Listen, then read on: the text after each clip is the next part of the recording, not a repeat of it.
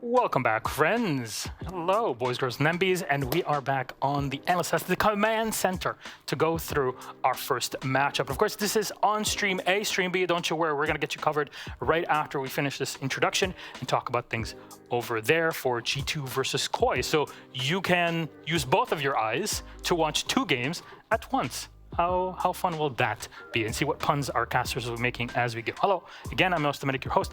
With me are Mandy and James. Friends, this is a rematch, one of the two quarterfinal rematch from the major in Berlin. How does this feel? Because you were there and you were sitting atop and you look fantastic. What do you think?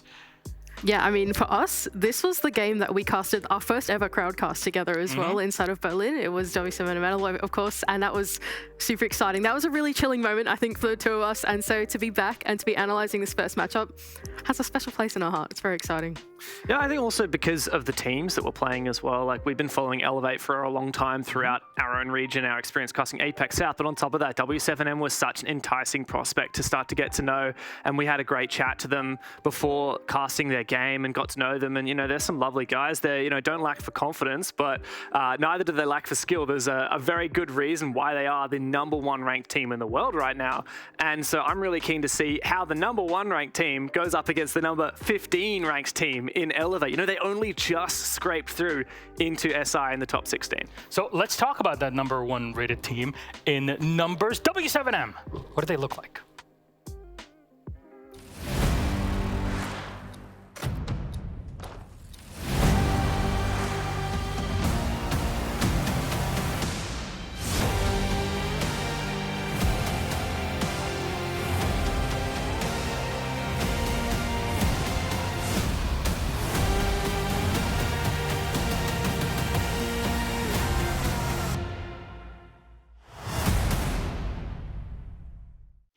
W7m, our first competitor, #1 rated in SI points. Mandy, I turn to you, my friend. How do they look like coming into this? I think w7m are one of those super hyped up teams, right? They're coming out of LATAM. They've been super consistent in VR6. They almost always come out on top of the Copa Elite 6 as well, but they've never been able to make it through to that grand final stage at every single international event that they've been at, right? And so I think for w7m, it's this team that they want to make it through. They want to break the mental barrier of crumbling when they get to that semi-final and push through to become champions and lift the trophy. It's a pretty impressive team, and a lot of people out there are looking at the young kids on the block in Brazil to finally lift a trophy. 2022. What a year for the squad. And I think it was Demo that sat down and had interviews with all of our team. So what did you ask him, and what did w7m say? Oh, no, it's not ready yet. No. Okay, Mandy.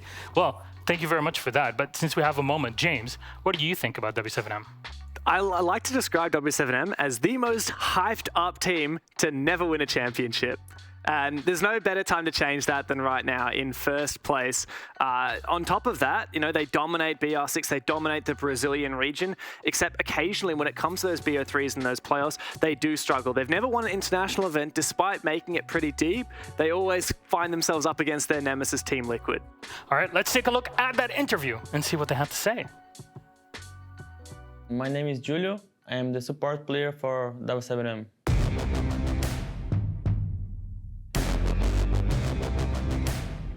We are on Group A with Koi, G2, SSG, and Elevate. It's a really tough group, but all the groups are really hard because it's the Invitational after all. So we are really confident to face them this year. Vops and 92 joined, and I joined later.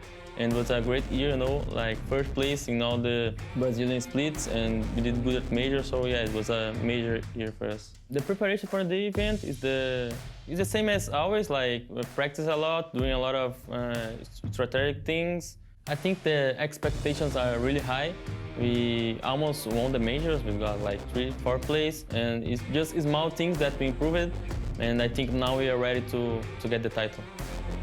E aí, galera, estamos chegando agora, pegamos toda a XP no passado, estamos preparados para pegar essa marreta, vamos embora.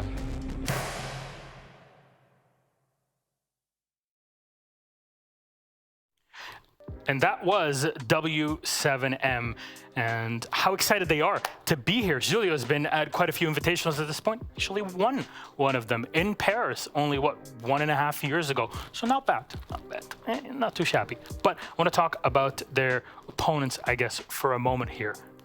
Elevate. I've heard of these guys. Have you? Yeah. I heard that Onigiri does not like you at all. Yeah, we've got some beef, but some people call this team APAC's last hope, and I'd probably agree with them. This is looking like the best team in APAC right now. That said, they had a really difficult Stage 3. They shocked us all at SI last year, and they failed to deliver on those expectations, so let's see if they can deliver now. Well, hero shots, we got them for W7M. What about their opponents? Elevate.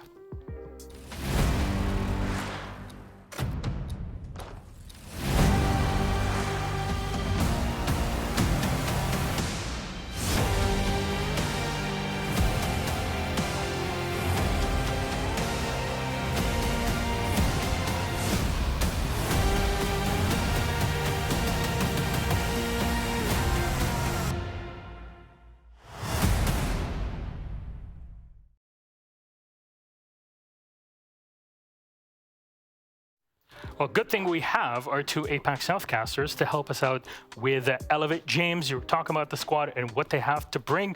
Past year, there's been some turbulent times for them still. Yeah, there certainly has been, but 1 year ago they got top 12 at Six Invitational. Since then, they qualified for Charlotte but failed to get the visas.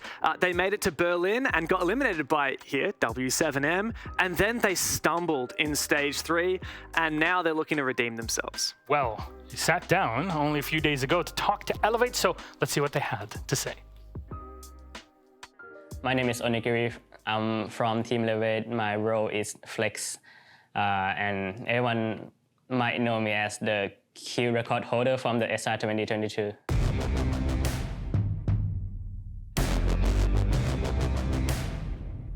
Elevate is in Group A, which everyone keeps saying that it's a group update and Elevate will be group. I feel confident with my team, with our preparation, and this is going to be a great SI. So our team expectation for this SI is, of course, to win the SI, but if we made it to the semifinal in this SI, then I'll take it. The preparation for this SI, we learned our mistake from the last SI, and we learned our mistake for the whole year. Like, we fixed our mistake, we prepare for this SI, and we're gonna make it to the playoff. The team that I'm looking forward to play the most is w7m, because they knocked out of the Berlin Major, and I'm here for revenge. My message for every team in Group A, let's have some fun, and I'm gonna wreck you all.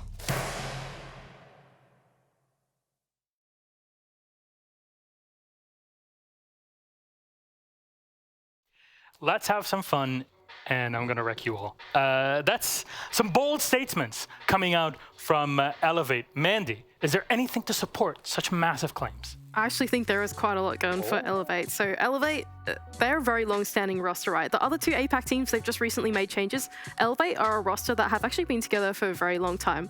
Not only that, but because we haven't seen their hand since Stage 3, they have a lot hidden from us. Not only that, but in their Stage 3, they actually didn't even reveal that many maps either. And so for the most part, they're in a pretty strategically advantageous spot at the moment because there's just a lot that is unrevealed for them. And since you mentioned the maps, let's talk about their map veto. You see W7M with Julio here at the center that are getting ready, and of course their opponents on the opposite end of the wall. Here are our map bans. It's 4 bans, by the way. Ban, ban, ban, ban, pick, pick, ban, ban, and then our decider, all best of 3s here at the Invitational. And just to give you a point on, hey, who's starting on what side on the map? You see Kafe between attack and defense logos. The arrow is pointing at attack, which means Elevate picked Kafe. However, their opponents, W7M, picked defense, which means Elevate will start on the attacking side. Of course, it will go the same way for W7M in Clubhouse, which is their second pick, where they start on attack.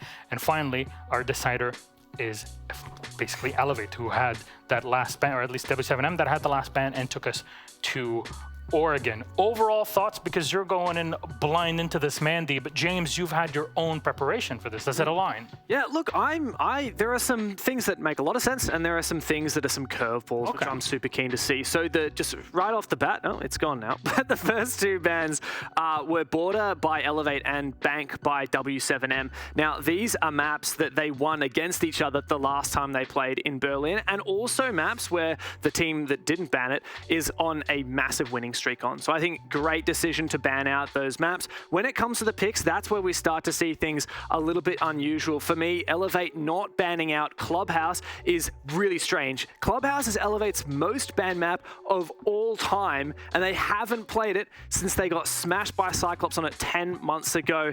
W7m have picked it, and Elevate is going to have to do their best to try and beat them on that map. Yeah, I think for Elevate and for W7M, particularly for Elevate, like I said, reiterating, we haven't seen them in a very long time. Both these teams are going to have expanded their map pool quite significantly since we last saw W7M in November and since we last saw Elevate in Stage 3. I think for anything, even though we haven't seen Elevate on Clubhouse in forever, I anticipate that there must be a reason they've done this. They must have prepped this. This must be in the workshop for a long time. And I think W7M are going to be surprised. Okay, so how do you see this going? Yeah, I got me under the bus. Look, that's really hard because, for example, you're gonna have to say it and say it quick. All right, okay, I am gonna say 3-mapper, and I'm just gonna let my bias go through and say Elevate. I'm going to say that recency bias would say that W7M should come out on top of this. They look informed. They've been around internationally. But Elevate, they must have something up their sleeve. We haven't seen them in forever, and I'm excited to see what they can show us in the server. All right, but you still haven't answered the question. Who wins it? Who wins it? Yeah, I'm really going to... Recency bias, W7M, I think, will win this one out. All right, there you go. We got a tight matchup no matter how our analysts are looking at it. Thank you very much, James and Mandy. We're going to toss it to our casters to get things started for you at Stream B. We're going to come to you in just a second. But to get it all started, it's Happen Fluke. Enjoy. Thank you very much, Milos. And yes, it is us here on the A stream opening up with a rematch on a map that they played before. I'm Fluke, that's that. Yeah, that still hasn't changed, but let's see if the score indeed will change for this map. They've played it before, you just mentioned it. It was kind of a blowout back then, so... Okay, you finish your point and then I'll argue with you. I mean, I know what you're going to be saying, because it was a bit of a slow start going out from some of the Elevate members, so that's something they need to be on point of right now, instantly, if they want to turn the tides. So this is the thing. These two teams met in Berlin. It was a 3-mapper, and it came down to the difference of just a round. It was that sort of single close slip-through game. W7M were able to beat Elevate. This was the outlier map because it was sort of heavy-handed into W7M's favor in terms of the count. It was like 7-3. Yeah, 7-3 victory. But if you look at the stats of how the players actually played in the game itself, it was closer than I think that would allow. I think that scoreline could have been a little bit tighter. And it's not just the difference of, I think, Onigiri maybe starting slow, but there were players from W7M that weren't quite hitting the mark at that point. Yeah, and you know, those players are still here in the server. They want to make sure that they are playing better compared to the last time they played against each other, which, as you mentioned, was that quarterfinal in Berlin. And as we have the bans underway, we'll be talking about those shortly. It is going to be that rematch starting in the groups right away, a best of 3. And that's the first time this year that happens in groups. So that is going to be a completely new experience for these teams as well. Now, talking about the bans, Dokkaebi, of course, had received a buff like a while ago in the meantime already. That player is no longer being able to go on cameras as well. Ying taking out some of the fast-paced executions that could be coming through. Valkyrie is basically a no-brainer on a map like this. And Aruni might be to allow them to open up a little bit quicker. Take away a bit of the protection that could come on castle barricades, for example, or bulletproof cameras. So we'll see how that plays. Okay, let's get this show on the road. Everybody, welcome, first of all, to SI. It is so cool to be back in Montreal, not just physically, but also excitingly. Yes. Back in the home of Siege, the heartland of Siege. You feel it. You feel it on the winds. You feel it on Parker's beard. There's an excitement here. I haven't actually felt Parker's spirit yet. You should. You feel SI, Montreal. I'll go over after this game and I'll just give it a little scratch. Just to find out whether or not. Start with a pretty traditional hold here on the top floor of Kafe. If you are new to Siege, welcome first of all. I like to do this. We start with a pitter-patter take. So, Kafe, this setup on the top floor bar, you're going to look at a lot of pressure here onto the top of red. The castle on that door of Cigar with all of that shield, all of that utility is going to try and keep this player alive for as long as possible. They keep the pressure onto the top of the hatch and the rotation round onto Whiskey. There is a little bit of a fun. One thing to keep in mind, though, Emmy, is that these ADSs out there, they will catch grenades, they'll catch flashbangs, but they won't catch the incendiary bolts that Mark can bring on the Capitao. So they might still have an opportunity to just get rid of that player more quite easily without too much trouble and basically render that whole position useless. The ghost of Elevate past is we look through and the pressure's starting to try and find its way over the top. The hatches, they're making sure they're not going to get C4'd out from over the top. They're not playing it too aggressively, but Onigiri has the scent of an Aruni that's just pop the header in his army, even. Just pop the head round, KZ. Gonna see if they can try and, I guess, draw some attention. They're playing out that pace for as long as possible. They're sort of trying to hold that control, as I said, over Cigar. They're making things uncomfortable for Elevate to try and get a first foot in. Oh, that's an early tag there onto Hurts. He's going to be able to fall back and he'll stay safe for now. But it could have been an entry kill to favor Elevate, who still are trying to figure out where exactly they will be attacking from. They're trying to figure out where these players are located, what they need to take out. And, you know, as shots are being exchanged between the two, they're starting to set themselves up to go for a repelling on some of these windows. Mark with the Capitao, obviously extended barrels are going to be the talk of the town throughout this tournament. The only teams we've seen play with it is the EU Open qualifiers. If you're unaware, they've got a pretty hefty damage boost. And if you can control the recoil, then you can control the game. Here's the pressure, a ping of the E1D. They're all stacked up on east windows. Julio's the first to fall. DCH gets in underneath with the grenade. They're going to see if they can try and go reverse fishing, but the players hopped up, rotated, and moved. Very cleverly played, but look at this. W7m over the top boards. They're realizing the play in the game. They've rotated themselves back across. They're putting the pressure on. Hertz is trying to survive, gets caught out. DCH gets a second for the trouble, but 40 seconds. They still got to do the hardest part, which is trying to find the way in. The swing through the smoke does not net them any reward. KZ's found his way back up, tucked around on the corner, going to rebuild a wall. There's a DCH fight lost, and suddenly W7M have been able to bite themselves back into the round. It was a very early advantage here for Elevate, but they've not been able to capitalize on it. Mr. Punch is now in. A second player will come through as well, but the impact grenades are going to be actually opening up the road for them. Keys is going to be taken down from across on the actual Cigar balcony. Now it's a 2-on-3 fight. JV92 gets taken out. It's on left to Forbes. Onigiri comes in with that mark, takes them all out with the DMR. It's going to be allowing them to pick up that first round. Elevate leading. Okay, a little history lesson for people, again, who might be here on the first time. You might have heard him mention it in the pregame. Super Onigiri. Yes. He tied the world record for kills in a game at Tier 1 and a major competition. With Palu. 27? I was thinking of 27 as well, yeah. So 27. It's an amazing amount of kills. And what guns did he prefer to do his business? I mean, he basically used everything. He used pistols, he used assault rifles, SMGs, but a lot of the kills came down with something called Designated Marksman Rifle, DMR. Oh, he is so good with the DMR. If you want to learn how to play with a DMR, well, I'm sorry to say, you're probably not going to be as good as Super Onigiri, but nobody really is. The man, when he is on par, is exceptional. He was a little bit slow to warm up on this specific map in the showdown against W7M the last time they were around. He ended the series as being one of the top-rated players of all. I think he even ended He was a top-rated player of at least Elevate. And that's it. That's something that we're going to have to see if he can hit the board running. It's a similar story for my money for this KZ. In the role of Solus, the new operator who has the ability to scan the electronics that otherwise plague and pester most teams across the board, you're looking at probably a lot of performance from them throughout this. Talking back about last round, I was kind of afraid for Elevate because they didn't really deal with the piano area, and you saw that lots of long angles have been created that could be used to stop any approach in. But they dealt with that quite well, so basically caught W7M off guard. And as you see right now, Onigiri is trying to gain some information as well. He spotted these same long angles to be created from Kojak, for example. Keys can try and use those. He's going aggressive now onto Wedding. Knows someone is on the other side of that bus stop there. Mark has gone for the spot. He's going to try and, well, exchange some rounds, but not quite hitting anything as of yet.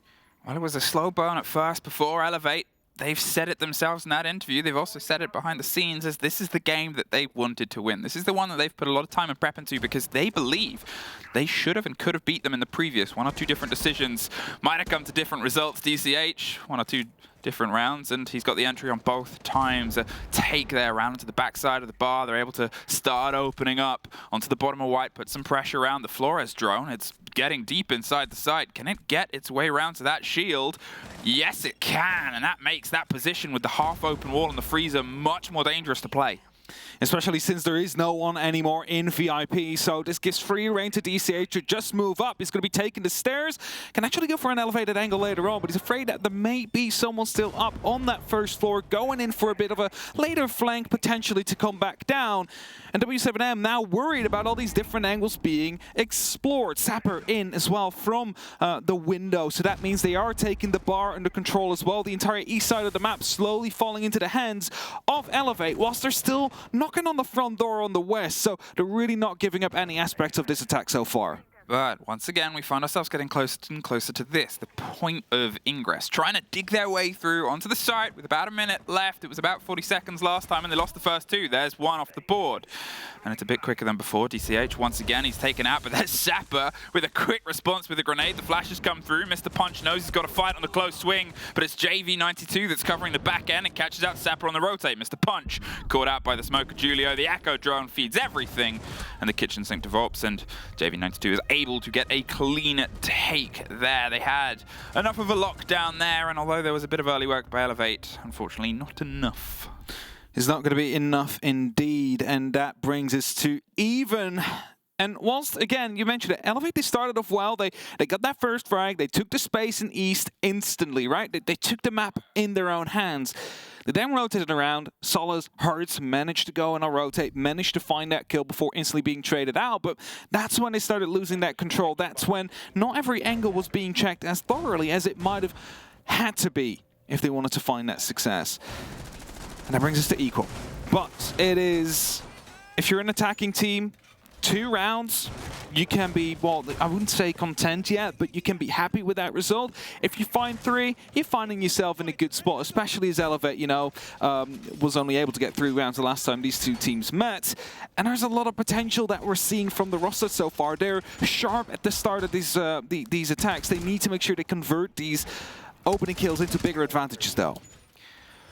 Reading. They're not going to go back to bar. They don't feel entirely confident going to the top floor, and they're keeping the site rotation. It's pretty standard to have this as your third for a lot of teams. You probably would have seen it regardless of the result of the open up before, but it is a bit of a top-heavy hold. You sort of keep yourself locked in, and that's why Onigiri is going to try and make some problems with the buck, potentially underneath, but usually over the top. You sort of force some play. They do have the sledge as well, and well, they've got DCH who's been able to get the 2 entries over the 2 rounds. Will he be able to find success on the third and perform the perfect rotation? What we need to see from Elevate, though, is that when they get these entries, they don't let it get back to a 3-on-3 just like half a minute afterwards, because it's happened twice now where we find ourselves in that situation. Of course, for w7m, they're looking to finally get their own entry kill, and they have been close on multiple occasions. They just need to connect these shots now at the start of this best of 3. Those pre-placed drones are out there. Oh, that's gonna be a free kill. Hertz using the Solace gadget to find out where DCH was droning from, and that's the entry kill that we're looking for. Hey, there's Solace. There's a quick introduction as to what they can do, and they do it pretty well. The ability to see anybody that's actively utilizing their intel, you can ping it to tell everybody, or you can just do that. Work on the back of it with a pretty big range, to be fair. And it's caused for this, the first problem on the entrance. Herds, they're still dug around train there on the back end. Onigiri wants to try and put some pressure in. Pre-fires some angles, hoping to get a catch on a player, but nothing is rewarded. We'll give the game away that they're in a bit of control. There's the ping on the player inside pillars. They don't quite have the full reveal, but look at this. The kit's trying to dig its way across the side from Cigar. They are quite isolated. Sapper's on the top, but without any true read on that eastern front, they don't quite have the control of the space. And they need to try and force an opening here, and as JV92 is looking to go aggressive onto that front door, the true movements of Elevate are happening up on that top floor, with Onigiri still trying to challenge the engine room. Impacts in hand. Pings coming through, they're hoping to find a connection. K's will be dropping down, and that means there's only 1 player left up top from w7m. They'll actually drop down as well, so the top floor completely given into the hands of Elevate. What can you find here as once again we pass this moment, Elevate. We find ourselves ticking and ticking further away on the clock, and time was actually one of the reasons you lost the rounds before. It was a bit of a stress on your previous run here on Kafe. There's a fight that just slipped through fingers of both of them, but KZ has a lot less health to take it. They're still tucked around and ready to rock and roll. They seem like they might want to try and get a little bit aggressive underneath the red stairs. They're ready for the fight, but not that ready. Onigiri able to swing down, take the engagement. Mark, he's trying to put a pressure down. He gets the quad wall popped open slightly, but round pillars, and Sapper finds KZ. JV92, he's looking to just make sure that Onigiri can't swing their way in. 15 seconds. They're going to have to go for a big rotate. Volps locks the door, shuts down Mark, gets a lot of damage to the necks, but it's Mr. Punch and Sapper to find one apiece, leaving just JV92. They know where he is, and Elevate, par for the course. I was going to say, JV92 is truly going to be that problematic player out there because he was stopping them from walking in the reading door, and that basically just fed them into that English shotgun, hammering down at them, but eventually still able to lock it off, to still bring the round towards them. And I'm not quite sure if that's due to the fact that w7m, they abandoned that top floor at some point whilst they had the number advantage, might not have had to. And after that, you know, the verticality comes in. Suddenly the side is no longer safe to play. There's only going to be so many options and corners you can hide in, waiting for the attackers to come around the corner. And Elevate, they utilize that perfectly. Find themselves back in the lead after a bit of a slip up in round 2, because they could have won that one as well. And now back to the top floor we go. So we've been talking history. Yes, We've been doing some education. It's SI. It's SI. It's the culmination of a year's worth of Siege. Many years for these players if it's their first time, but a year's worth of Siege. One of the things that really worries me about this showdown, and almost even shook the APAC Southcasters copium, is the fact that Clubhouse is the second map in this best of 3. If w7m win Kafe, they're going to win Clubhouse. I would tend to agree with you. If they take this one, then Clubhouse should be able to be won by them as well, unless Elevate have something magical up their sleeves that they will bring out. It's not just it's beyond magical, because teams have hidden maps before. Elevate, it's their permaban map. Yeah. They haven't played it, as they said on the desk, for 10 months. It's their most banned map. w7m, they've only ever really been beaten by one team over the past year on it, roughly. Hyperbole, but it's about that time, and it was BDS, people who are often considered the best Clubhouse team in the world. Yeah, so over the last year, Clubhouse w7m? Yep. So I got 3 losses against Liquid and 1 against Dark Zero. What? Yeah, that's over the last 12 months. Wow. Yeah. So that does look very well. Incorrect. That's 17 plays, 4 times lost, and basically all against. I said it was hyperbole. Yeah. So that way, Elevate, they really need to make sure they take this one to force a map number 3, at least, and maybe give themselves an opportunity to even get an extra win in. Either way. The top is slowly being approached here by Elevate. See some explosions going off, some drones making some preparative work to be done. Explosions are being put down underneath the players of w7m, but no kill, no damage yet on the board, and 90 seconds left in this round to make something happen. Ilya ready with a C4, potentially for a repel in. Or anybody pushing that white hallway. PC Edge on the flank watching. For now, Elevate still holding tight, holding steadily. This time, Piano actually taken under control, something they weren't able to do the last time around. A minute 10 left on the clock. They really need to make a move now on Elevate's side, because otherwise they're just going to be running into a full side of w7m players.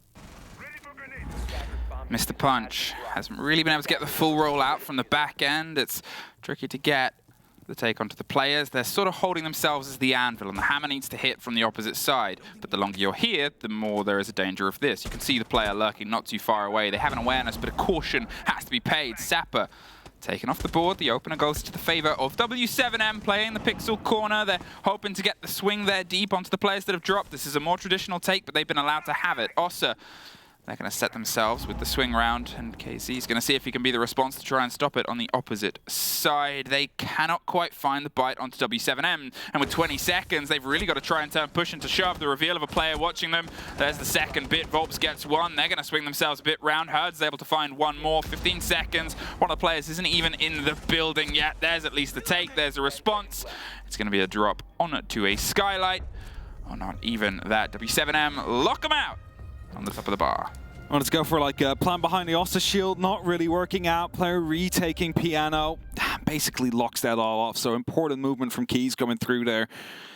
But again, I mentioned it like halfway through the round. Elevate, they have somewhat control of piano. There's no active boots in the ground, but they're able to fire through. There's no one there challenging them. But besides that, what did they really have under control? They had the top of red, and they had the hatches open. That's it. They didn't have anything else. So they needed to go for a bit of a Hail Mary, repelling in, just pushing themselves through. There were no players that had been dislocated by use of utility like we saw in that first round they played. And that allowed w7m to just sit tight, hold steady, and make sure they lock in the round. Now, reading again on the board. Bakery should have been unlocked now, but they're not going to tend to go back there yet. So reading it will be. Elevate was able to win before. And this is sort of a w7m mindset as well. They want to prove they can beat you everywhere, on any given side, on any given map, on any given time.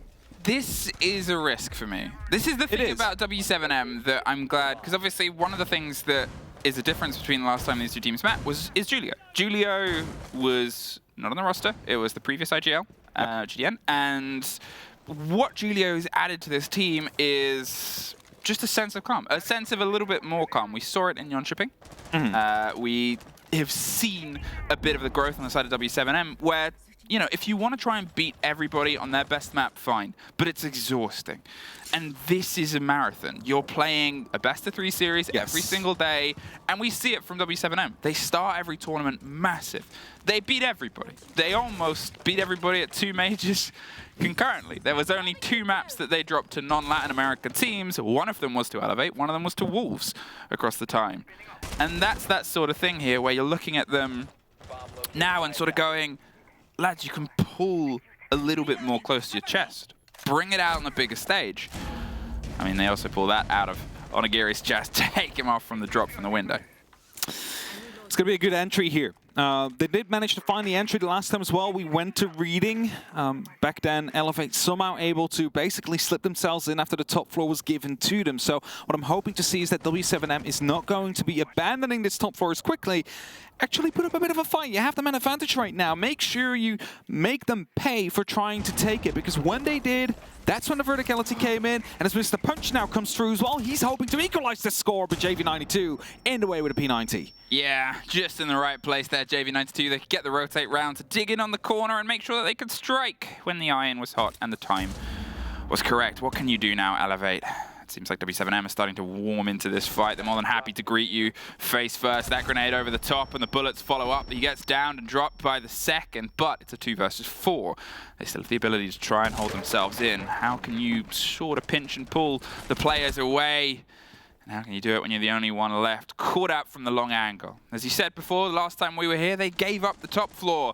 This time, they barely let any of it slip away. That's what I said. Like, you just need to hold on to it, because it is expensive to get in. The swings are very risky, and it leaves it only up to Sapper now. It's going in vertically, horizontally. We'll find one. Wallbangs a second. Suddenly, this is very doable. We went from a 4v1 to a 1v2 in only, well, 10 seconds time.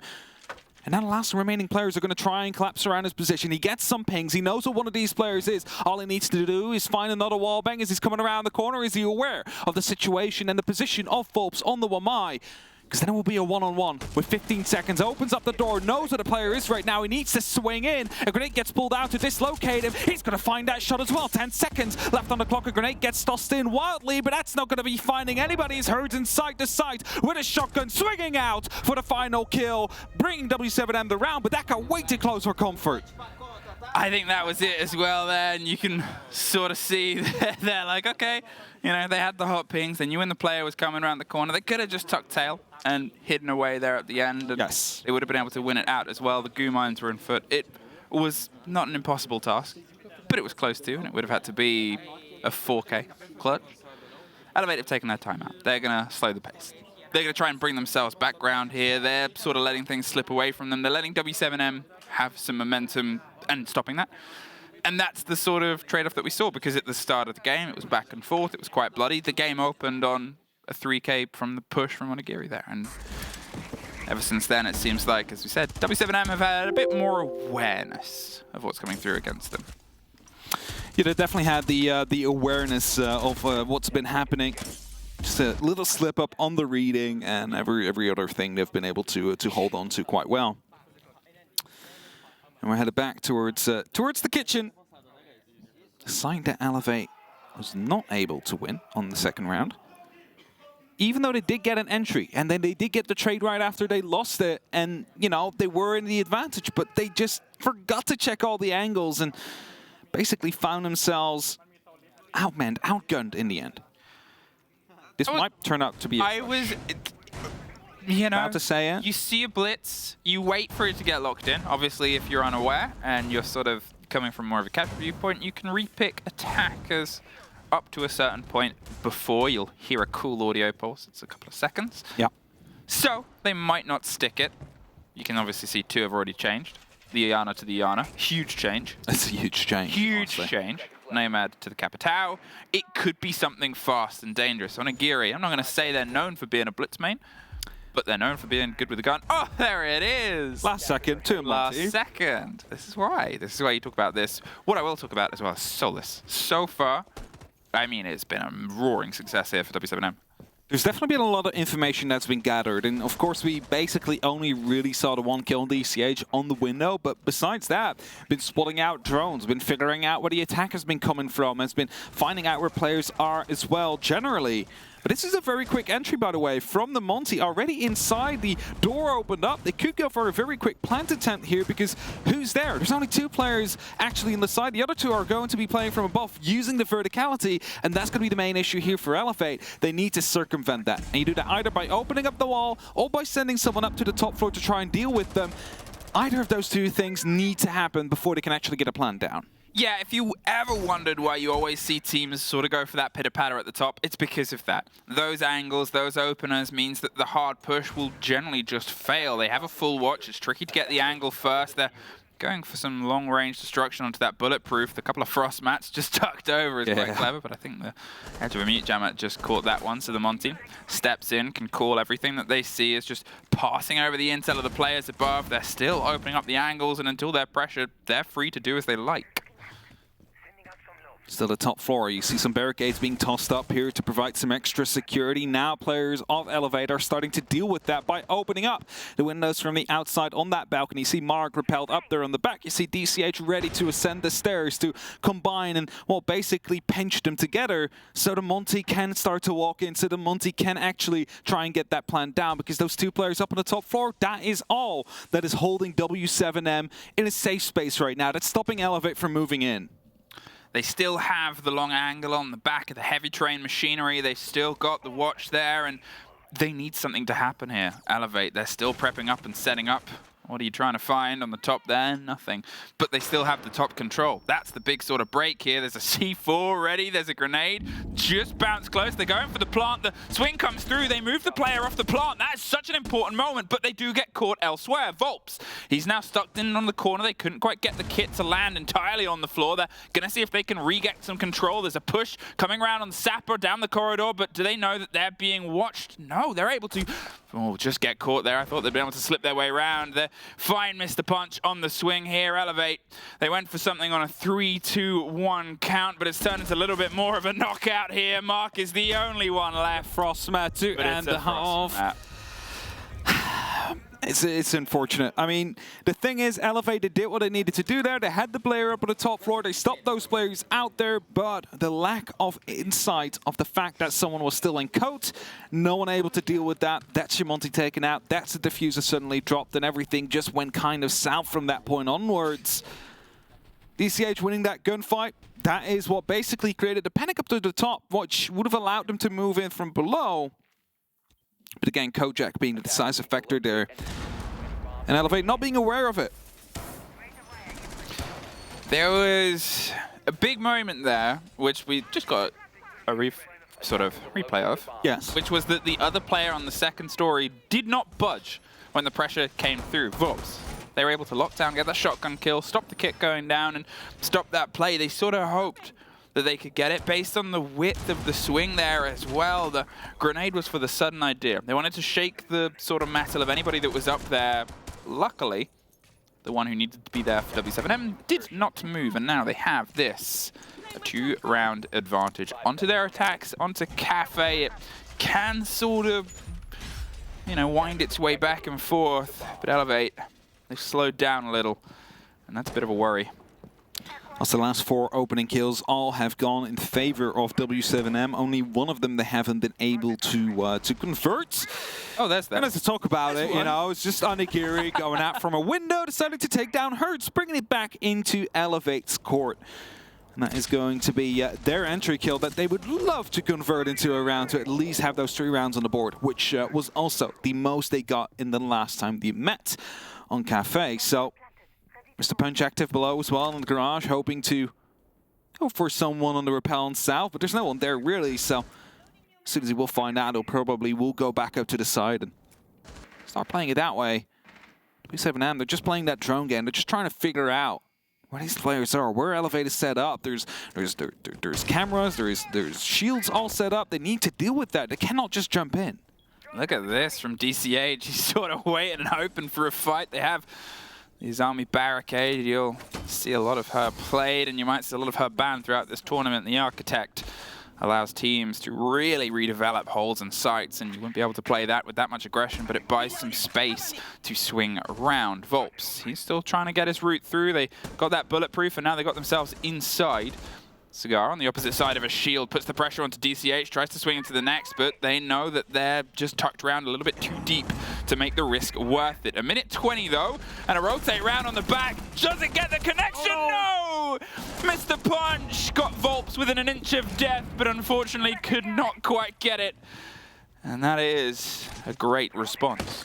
Would have been a massive kill as well, because that would have been the pressure of Red gone off the board, and now it is going to be a 4-on-4 straight-up gunfight for this last minute onwards. There's players rotating down below on that first floor. You see Volps just making his way through, probably going to be using his breaching charges to try and dislocate these players right behind these tables. And as Onigiri goes a bit aggressive, he knows one is going to be on that window. Is he actually going to fight for it, or is he going to sit tight?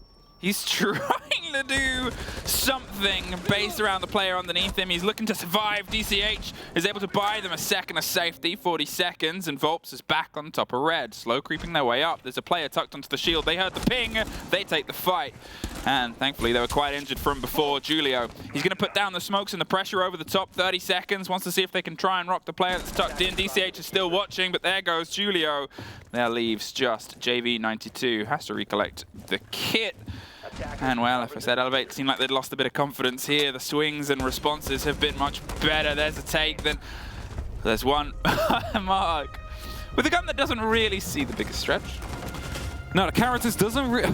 No, it is a hipfire headshot. This whole posse goes pro. A drop shot. Yeah, no. Hipfire headshot with a Caritas. All we can say is well played. That's purely skill there, no luck involved. If you got that on a bingo card, I would say it was rigged. On a fresh bingo. Yeah, the fresh bingo card. Caritas drop shot headshot. Oh well. As Elevate, they instantly bounce back. They brought the fight outwards. They wanted to fight them on those windows, not really give them an opportunity to go inside properly. And this is a tactic that we have seen on this specific map. I believe it was SI 2021 in Paris by fellow APAC team, bringing it against BDS and Empire named KAG.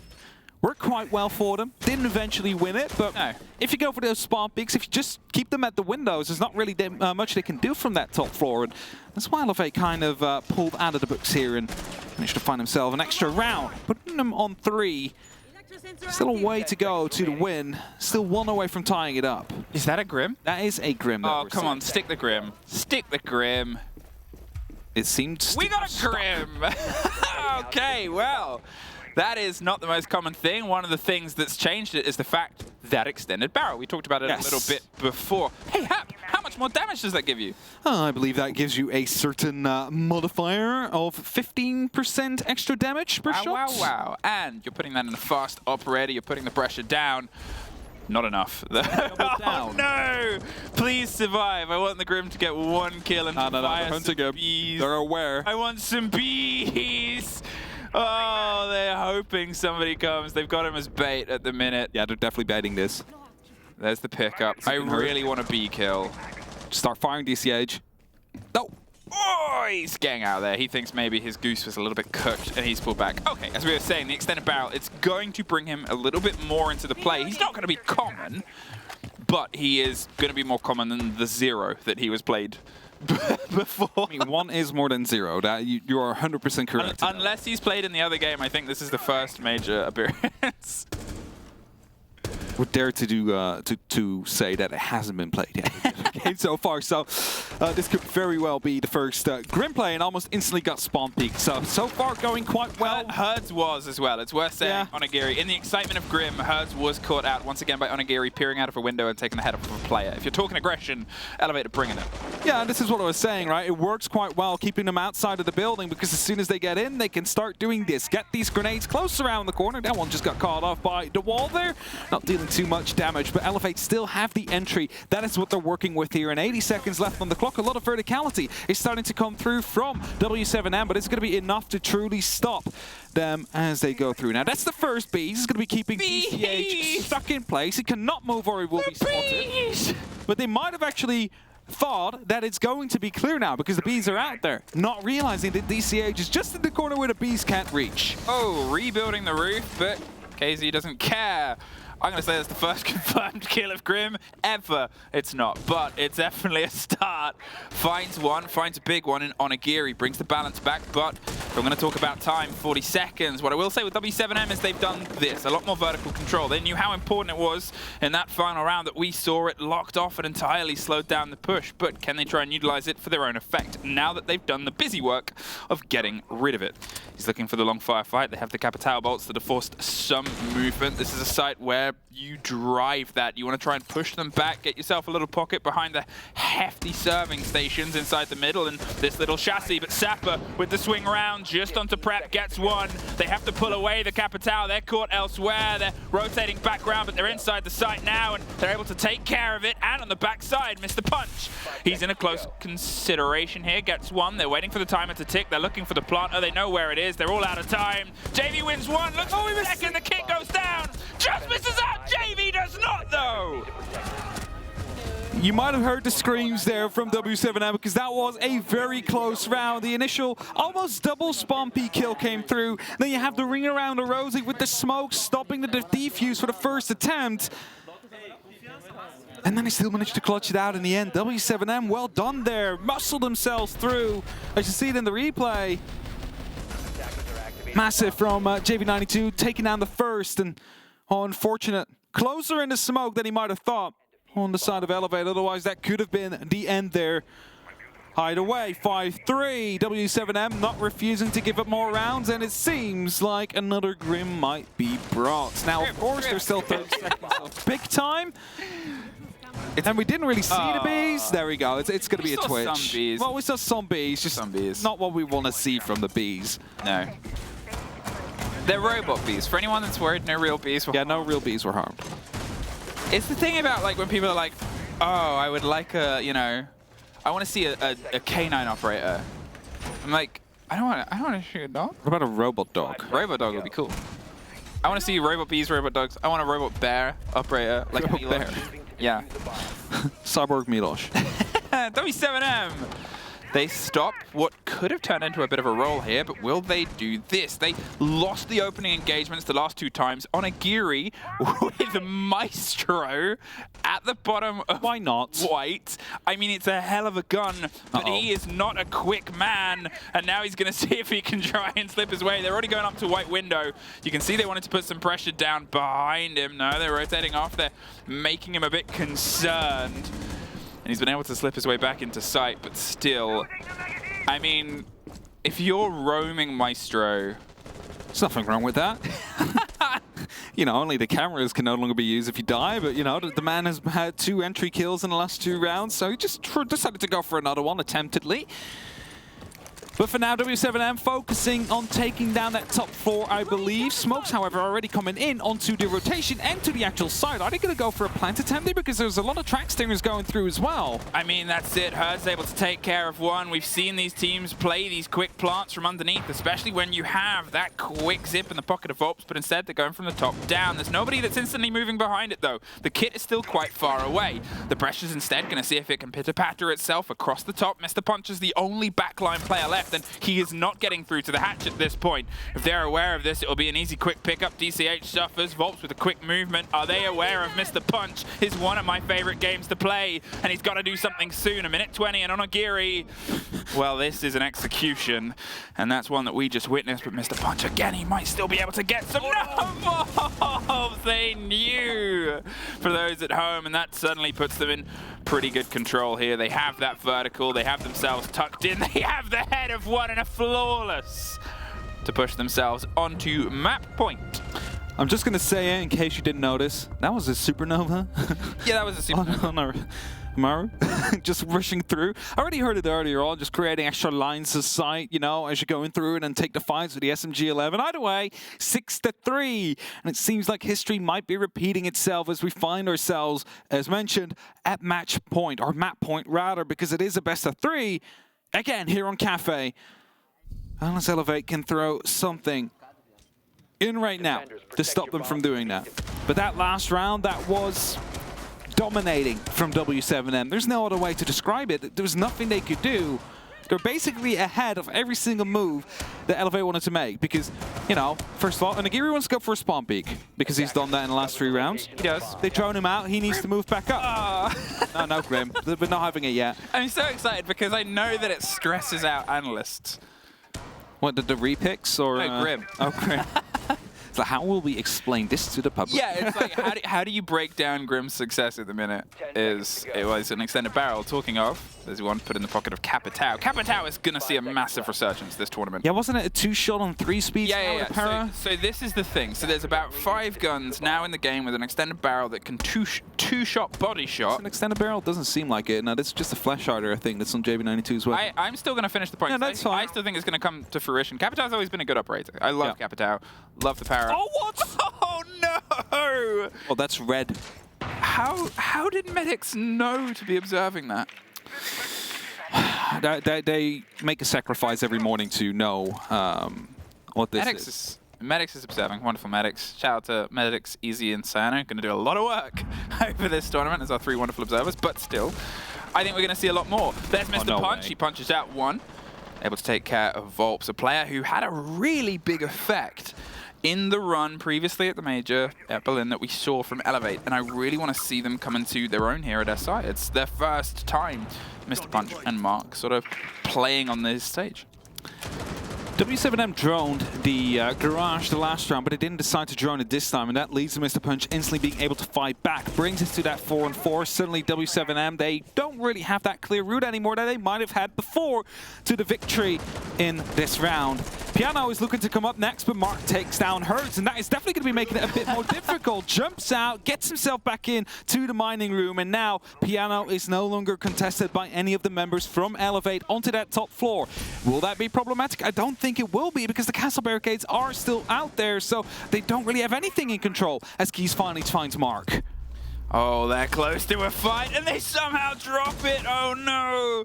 Another moment that we've seen from the guns of Elevate where they can't quite get the connection, and that quick snap with a little bit more of the damage that comes on the side of the attacker's assault rifles proves deadly. There's one take. DCH tucks himself back in before he suffers the same fate on the back end, and they brought it back to a 2 versus 2. They've got the drones positioned. They're trying to get themselves a bit of clarity around that back end, the default plant spot, which is usually opened up a bit to make things a little bit more stressful.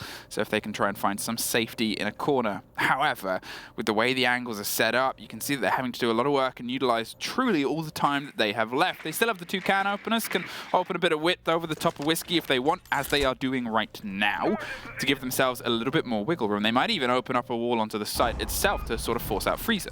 They have just seen that rotation back into the freezer of Mr. Punch due to that pre-placed drone. So JV92 is looking to try and find that response. 25 seconds. Julio gets taken down. It's only up to JV92 now. He's low on HP. He can lock this off if he finds those 2 shots in quick succession. Fire goes through, forces DCH off, but it's not quite going to be the kill yet as Mr. Punch swings by, finds that kill, and brings it to 6-4. They are not done yet. 2 more rounds, and they've done one better than they did last time they were here. They've got to try and get their heads screwed on, as they said in their interview, and as I said before from the quotes, this was the game that they wanted to win. They wanted to prove that they could beat them. Apparently, after the last one, they spent a few days, as I think anyone would have been like, could have done this, should have done this. Not many teams, not many players get the opportunity to sort of have those second matchups. Yep. This is the chance, this is the time, and this is the opportunity indeed to go for that, well, revenge match coming through. 6-4. 2 more rounds that Elevate need to close if they want to be going to overtime in this first map to see if they can be victorious here. You can see some of the Goyo Vulcan pockets to be placed already, maybe to stop a bit of a quick push from w7m through that bakery. It's been placed on that barricade, so we'll instantly catch fire as soon as that breaks. And that's actually, I'm just going to loop this back to round 9. No, round 8, when they played Bakery as well. When they attacked through prep, there was a Vulcan canister on the freezer. It's there this time again. It has been placed. You see it. There you go. It's been portrayed now on that little freezer just thing. above the left. But they didn't shoot it. They didn't shoot it, even though 2 players were in there. They were playing Ring Around the Rosie. And that might have allowed w7m to lock out that round in that matter. I think one of the things there as well is if they would have, they might have got the kill. It came down to a huge clutch from JV92 because of the position they had. He was on the sort of, you know, just the bottom of red stairs, had the angles via the side of coat. He was looking in. He was kind of the lifeline of that entire round. He's been a big lifeline throughout most of this game. He keeps having these big kill moments. He's not the highest KD, but at that point it doesn't really matter if your impact is the one that defines the round wins. The quick drop of Herds on the Iana, going for the clarity over the top here. It's a pitter-patter rainfall approach. This is the default take. You sort of clear your way down, lock off some ideas of where the players are, and then get vertical control. That's it, right? You wanna make sure you get as much ground as early on as possible, especially when you're attacking this bottom floor.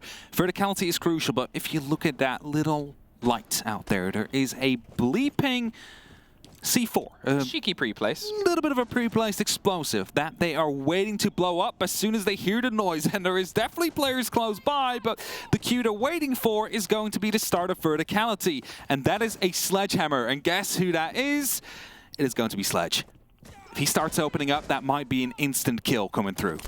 Oh, he is so close. It's like, what's it like? Oh, opens up elsewhere. They're going to see if they can get the freezer hatch popped first. As I said, you've got that in the pocket of Capital. The hard breach charges, they really sort of changed up how teams can approach it. You don't need a specific hard breach to put the pressure here onto sites anymore. For maps like Kafe, where, to be honest, you've got big open angles. You've got a lot of teams that have these sort of wide groups. Wrong side, unfortunately, on Agiri. And the pop doesn't come through. Oh, but that does. That's the fire that takes care of Sapper. It's very painful having your own utility used against you there. Sapper loses his life, 50 seconds left, but a trade comes through and Mark instantly decided to rotate back up. They want to retake that ground. Herds is ready though. He's wanting to take that fight and find a trade, but Mark falls off. He's very wise in doing so because they need to drop that hatch at some point, and if he stays put there, he's going to be a constant threat for the remainder of this round. That's it. You're looking at 30 seconds. At one point, they've just got to make a decision and try and roll with it, and they have to get this player out first. There's the pings and the pre-fire, and Hertz takes a head off of Mark. They have control of Brown Stairs as well. They've got themselves stacked up for a freezer side take. The fight slips their way just past the Azamia. Bulletproof is getting the big reveal, and now they pull back 15 seconds, and they catch them on the rotate back through onto site. They've got to see if they can get this kit down, and the kit gets dropped right on the face of the door itself. They're pushing in. Hertz is able to get one more. It's just on Agiri, but it's an ace to wrap up this first map and do the dance. You've earned it. Because that is a 7-4, and that is the first map score we have for SI 2023. And it's a favorite team getting a win. It definitely is, and that means we've had, well, a very impressive closure to that round 2, this first map, with that ace coming through. Again, w7m basically being aware of what is happening, finding themselves in a superior and outgunning position, and closing out that game. But this is only map 1. We are playing best of 3s during the Six Invitational, unlike any of the other majors, so there's still plenty to go. We'll go to a quick break before we're back with a breakdown and the next map.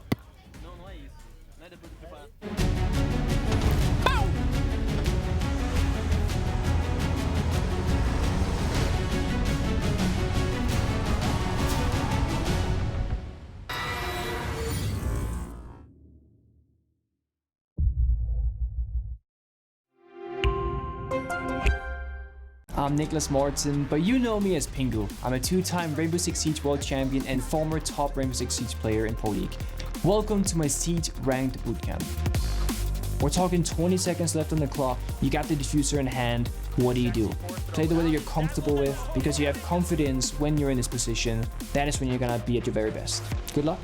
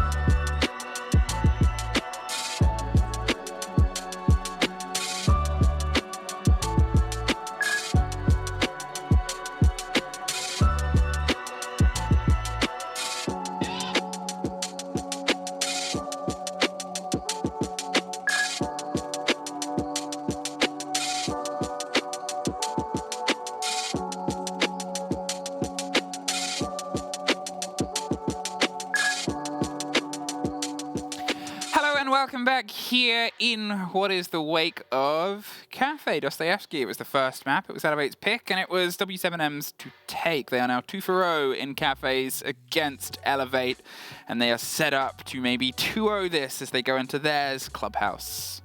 Yeah, and Clubhouse is going to be a very scary map because let's first pull up W7M's statistics here. Over the last 12 months, they have played it a total of 17 times. But here's some of the highlights from the previous game, the Kafe that, well, it started well for Elevate. It was a bit of back and forth, and then seemingly W7M on their defenses had a little bit more of their number, locked themselves in, locked it down, and kind of locked them out. A couple of bites, a couple of opportunities.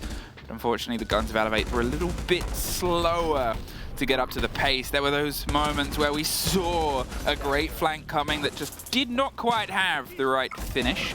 The W7M were able to click their way through to. It ended on an ace for the guns of W7M. But from that, what can they learn? I mean, it's definitely been moments where W7M has been making some slip-ups, but the same goes for Elevate, where they had the opening kill, it somehow came back to a 3-on-3 afterwards, and it just slips away from them. There was 2 rounds where that happened. That could have been a way closer scoreline if they were able to convert those. And actually going back to it, 6 opening kills went to W7M, 5 of them were converted into rounds. 5 of the opening kills went to Elevate, only 2 of them converted into rounds. So they really need to be making sure that if they find these early picks, they can drag it across that finish line.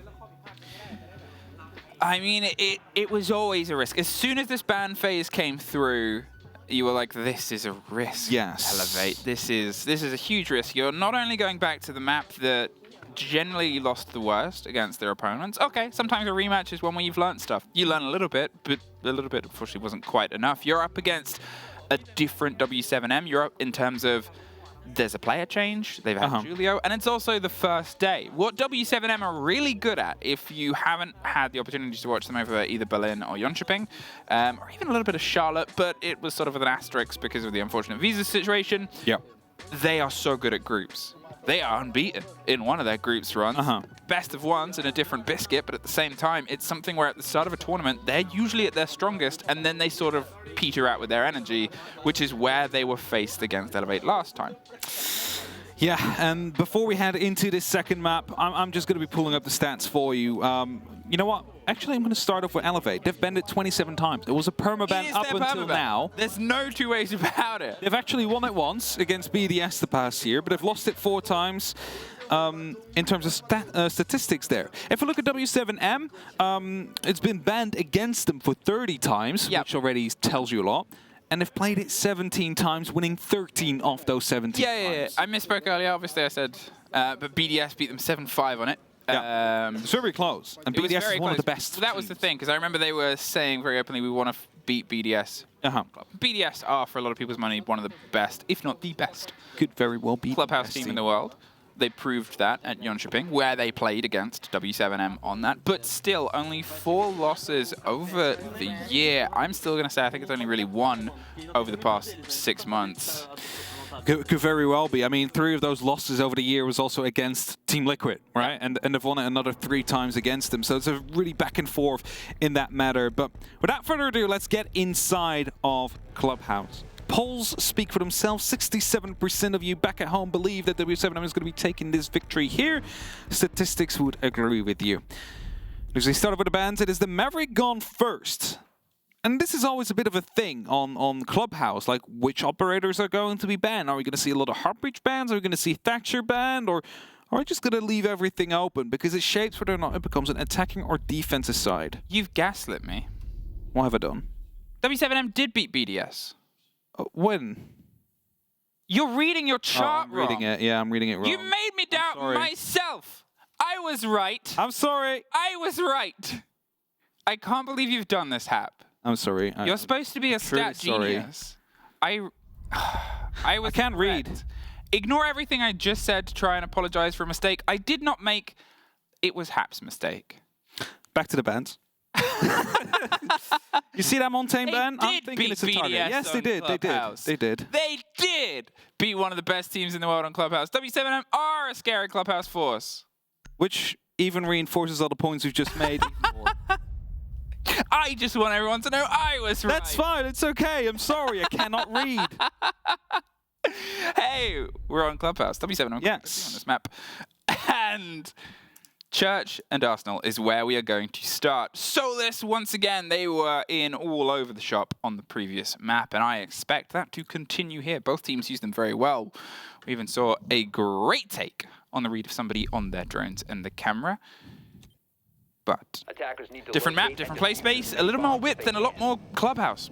Regardless of whether the fact that it's a permaban for Elevate, everybody knows Clubhouse. Elevate actually also beat BDS on it. Wow. Yeah. You're redeeming yourself now. I'm just saying, I've learned to read. Thank you. But I was just going to be talking about the bands. Montaigne band. Yes. Is a well. but like Montaigne, I instantly start thinking about that top floor, walking them up to rafters. That's something Elevate likes to do, but W7m has denied them the opportunity to utilize that tactic against them. It is also something that is sort of synonymous with APAC. They play it quite a lot. It's one of the things that would have been used against them by Cyclops when Elevate last lost that map 10 months ago, however long it was.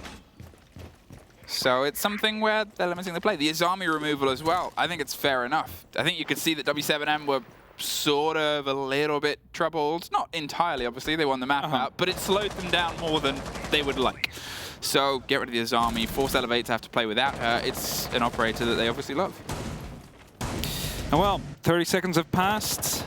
Still some players up on the top floor of Elevate, and W7m not really worried too much about it. It seems like they want to go for the bare basics here. Open up kitchen, open up the floor, open up dirt, see if you can maybe force a plant that way. The only true trouble you might find is Onigiri right here below has these impacts he can use to get rid of Excaros, but that's probably not going to be lasting. Markdo finds Hurts. He's going to be quite hurt himself, instantly taking damage JV92 in afterwards, so the trait comes true for the opening kill. And this will allow W7m to basically continue with their plan of opening up those basic points to see if they can make a plant stick. Well, the breaches come across on the hatches as we start here. Once again, we talked about the importance of hard destruction, and we do have one in the pocket. Julio is playing the role of the Hibana, but you still have those sort of pocket breaks. You don't have to have two hefty hard breaches to dig your way across the fight here. As Mark said, traded out either side. The hatch is going to be easy to get picked up. But yeah, Mr. Punch, he's up there all the way inside logistics, but they don't really care at this point. The flashes are coming through. They're looking for the pressure that they can apply onto the site itself. They've got the smokes, got the covers, got the blinds. They're inside on the back of blue as well. They're trying to dig themselves across. They suffer a bit. JV92 is blinded as well. There's everything covered, but as long as Julio can hold F and get this stuck, that's the important part. Onigiri, they're pre-firing, they're pushing. They're able to take out the third box fight. There's a break, there's a swing. There's the kill and revenge. KZ is all that's left, not for very long. And well, they're able to get it back round. They get Mr. Punch back up. They get the kit. And after a bit of a rush. It was a very chaotic end there that we saw. I mean, I said it to you the first start of the round, right? Like, they're going to be taking dirt. They want to take kitchen, hatch under control as well. They basically failed to do that due to the fact that the player was still up on the top floor. They didn't bother with taking that under control. They didn't bother sending anybody up to that top floor, which meant that it was just going to be harder to take it out. So instead they went to blue so they could go for a bit of a pinch maneuver from that way. They get the plan down, but because they were all blinded, the enemy couldn't see them, but they couldn't see the enemy either, right? So it's like you're all going to be bunching yourselves up in just like 2 square meters. It's going to be very easy for these defenders to just start collapsing on you. Elevate got the first round of the previous map. There was obviously a different map, different play space, but if they can try and thread two together, well, that's something that they've not been able to do throughout this play day so far. They weren't able to really find any distance or difference here, and you know, for all that we talk about it being a preferred map, and for all that we talk about it being something that's sort of played away, it's also hidden away. W7m will have nothing about Elevate on Club that's any recent relevant data. They'll have to try and sort of piece together pushes and do something a little bit more default, and default doesn't always work against a team like Elevate who love to play around with the map. Yeah, for sure. Elevate is also a team that likes to move around a lot and suddenly just pop up in these random positions that you might have just thrown out, and suddenly they're there, just throwing a spanner in the works. But as they go on, there's just those first 30 seconds again. It's w7m getting themselves in position, trying to set themselves up for a push eventually, then getting those drones inside the building, doing some preparative work and opening up windows and trying to go for a bit of a challenge. I believe that was DCH that almost got caught off there by rotating through in front of that window. The exothermic is ready, but still some utility out there stopping them from going through. The EMP ready to be tossed in as well. There should be a double push. No.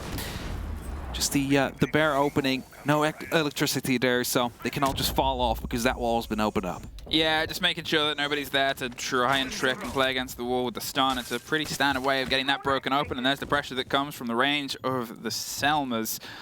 We are going to see some of this growth and play against it. There's a lot more hard walls to break through. Oh, and there's a take. They were watching it before, but DCH returned to P90 from range. It's been a while since we've been able to call the success of that gun that sort of dropped off the face of the earth, but has found itself popping back into a little bit more of the security of the game. So a really good pick, of course, on Solace. Alright, to fire, big magazine. You're just going to be able to stay in the fight for just a little bit longer there. But either way, it's the entry kill again. And more importantly, it's the Thatcher gone. So the Selma that had been placed on the bathroom wall is not going to be popping up so easily. They need to get an explosive in there to make that happen. As DCH is rotating all the way around, he just put a drone in the basement there. I don't think he's actually turning around to shoot it. I'm not quite sure if it was active at that point as well. Either way, that's going to be another spot to come through. Not the response instantly, though, but Keys and Volts both will find a kill. There's Mr. Punch with a hop out. Is able to take care of at least one of them and make sure that it stays as a 3 versus 3. But last time we saw DCH, he's on the other side of the world. So he's got to see if he can try and get himself rotated back around. Mr. Punch, though, I said on the previous map, he was a big part of the reason that Elevate were able to fight themselves through onto the top and how far they got in their previous run. And here, wow, we need to see him show up a little bit more than he did in the first map. Onigiri pulls himself back, Hurts knocking on the door, but they sort of make a statement of saying no passing through here. You can see the bubble in the top left corner, a Jim that's getting the read, and Julio, he gets caught out in a bit of a scrappy fight. 28 seconds, and the push is trying to get itself isolated. Mr. Punch is gone inside Jim. Onigiri's going to push up and try and replace him inside the bedroom itself. You can see DCH is making the rotate round on the back end of the main stairs, but he's also gone back down now. He's tucked underneath. He's hoping he gets the call on the plant. The Solace can see exactly where the kid is. He just has to time it. There's the fight here on the bed. They cannot have the bullets pass through. And that is why you plant up on hopped up surfaces. Almost a huge play. Now he's got to make a bigger one to pull this one back. Good call coming down there, though, from w7m. They spot one going outside, and one is still inside the construction.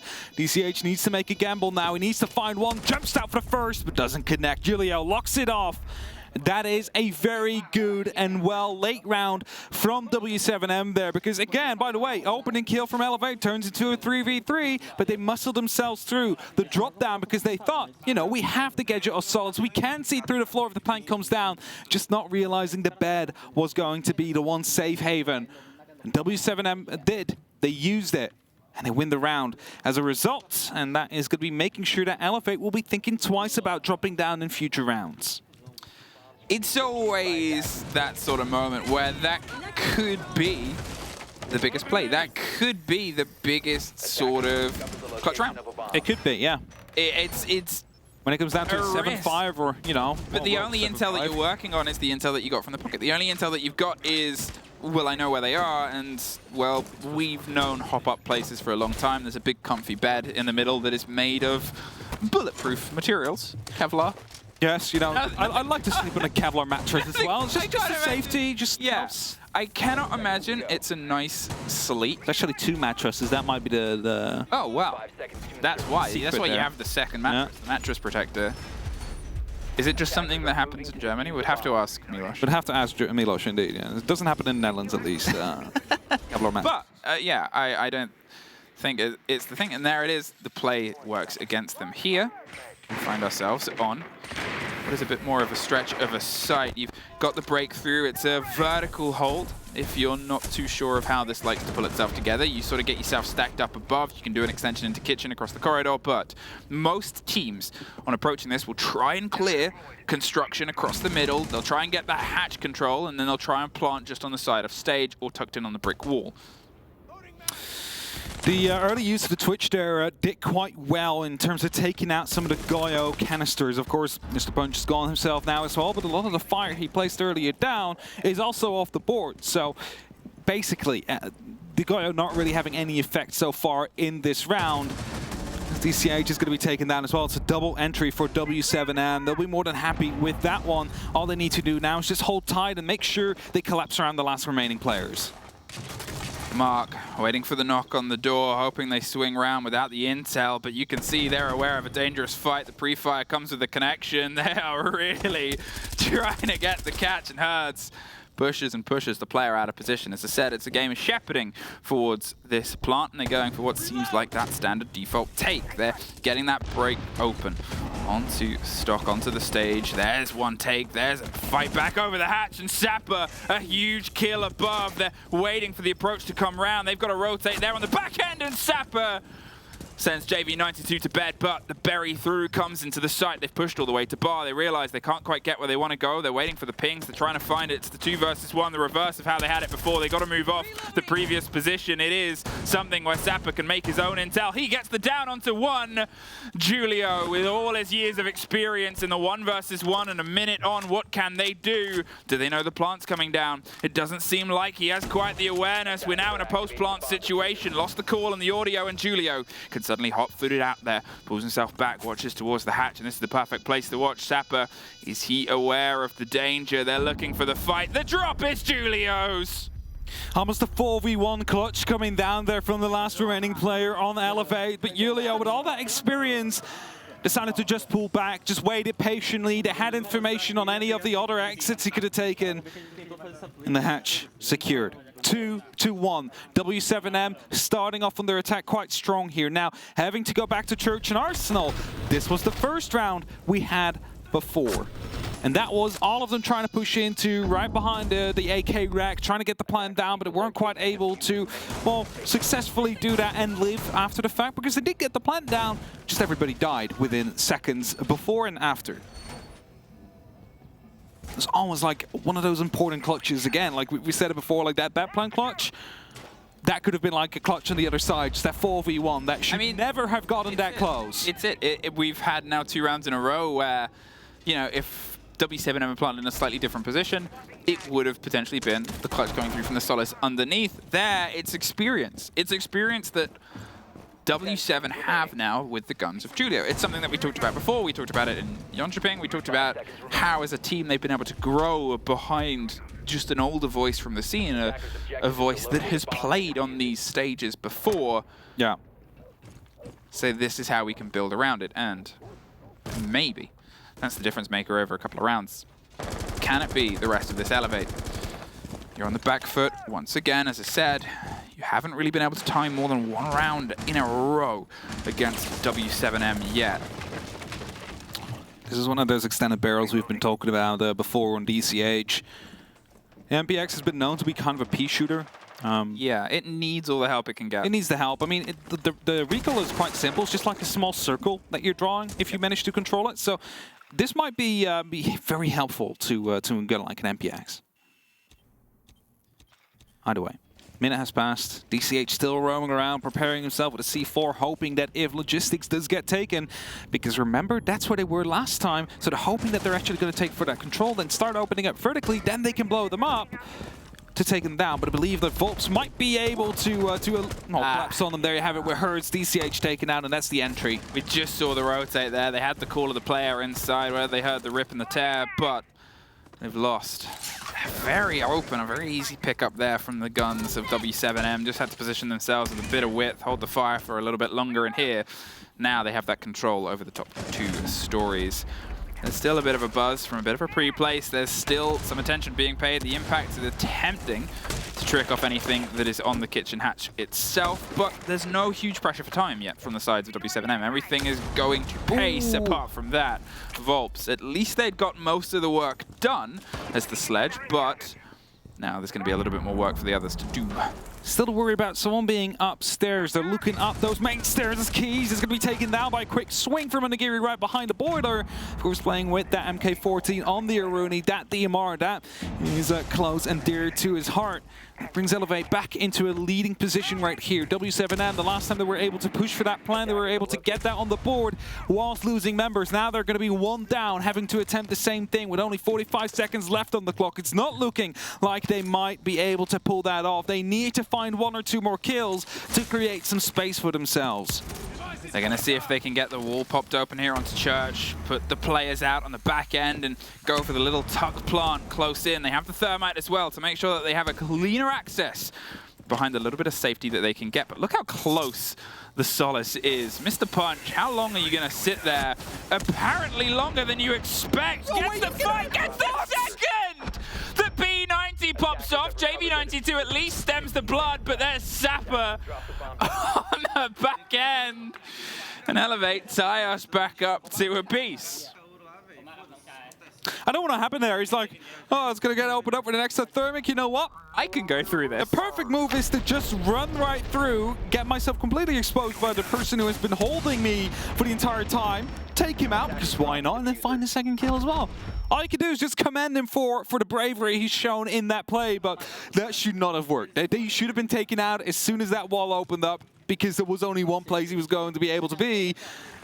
But it's a round for Elevate. It's 2-2, and we go back to bar and stage, where we did see a clutch coming through. Almost a 1v4 clutch from Sapper, but eventually that 1v1 where it was going to be the experience of Julio to come up against it, winning the round for W7m.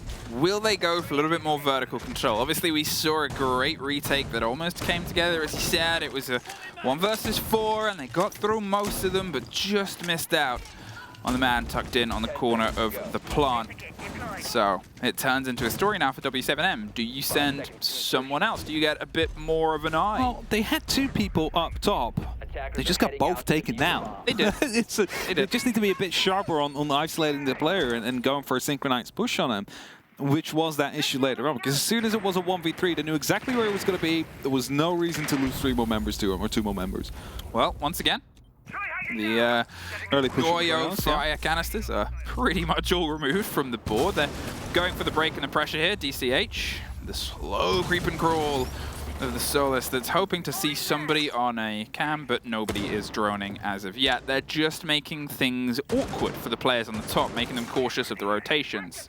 They're going to break through onto construction itself as well. They're limiting all the attention, all the rotations en route, and you can see pretty quickly Elevate is restructuring themselves. DCH has pulled themselves around on towards CC. They had a little bit of a sturdier hold down towards that, but it seems like the exothermic will just pop off on the second. Sapper wants to fight on the back end of it, though.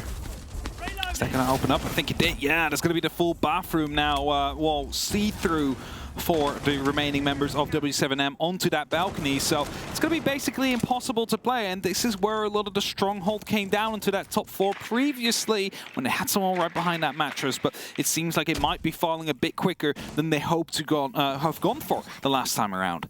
Now, it's going to be a spot. There's not much that DCH can do with it due to the fact that it's, of course, a concrete ceiling. Not something you can shoot through. I have to call that out as Sapper takes down a drone and rotates off. Yeah, it was an excessive use of a drone, but look at this. They've smoked off the windows, and there's the catch. Volps drifts a little bit too close to the fire. DCH takes a bit of damage from KZ on the long-range fight towards CC, but it's Mr. Punch that gets the final bullets threaded through. A bit of a break here. As I said, they paid more attention towards the top, but it does not matter. Mr. Punch, he does some damage, pulls back as they lose herds on the far end as well. Suddenly it's just JV92 and Julio, but they're able to get one. They look for the next here onto logistics, and it's a trade out from the engagement, leaving just a wounded Julio. Last time, he was able to clutch out technically on the 1 versus 1, but this time he does not see it. Onigiri puts Elevate 1 round ahead, and for the first time today, I said it a couple of times, ties 2 rounds together. Can they make it 3 to get 4 for the half? Just going to mention it to you. That's the first time they got those 2. They do it to retake that lead in this match that they had in round 1. It's a very unfortunate first death for Volps, though, but the full top floor basically held on tight by Elevate. They weren't allowing them in properly, and they all fell trying to attempt just that. And now towards the gym and bedroom. We will not see Elevate play CCTV, at least not in regulation. If you're wondering why, people at home, It's because it's become the easiest to attack. It's bad now. It's That's really rough now. It's so formulaic to a degree. There's not a huge amount of wiggle room you can sort of do with it. There's not a lot of safety with gym bedroom, with the bar. You can go for extensions across the whole floor that have a little bit more growth in. You can play construction and logistics a little bit more. You can play some underneath a little bit you can. as well. CC doesn't really offer that. Underneath is pit, and there's a big double door and a window on the opposite side to watch in, and the swing round from stock. It's dangerous. You can control garage, sure, but most teams know how to get control back of garage. With an Azami off the board, it's even trickier. You can't even try and restructure things. It's just, at this level of play, too familiar. Yeah, and of course the Monty ban, you know, that's going to be making it harder for the attackers, but still, there's plenty of ways to deal with the mezzanines and to take garage. And like, to me, if teams pick CCTV, they know they're better gunners than the opposing team they're against, right? But here at Six Invitational, like, it's so even that level in like an average that you don't really want to take that risk, especially not if you're Elevate and you are currently a map down already. So gym is where we go. This was obviously almost the clutch before, but almost isn't quite the biscuit. The grenade pressure from underneath. They want to try and force out the players on the top of red first. They have drones, they have missed the punch.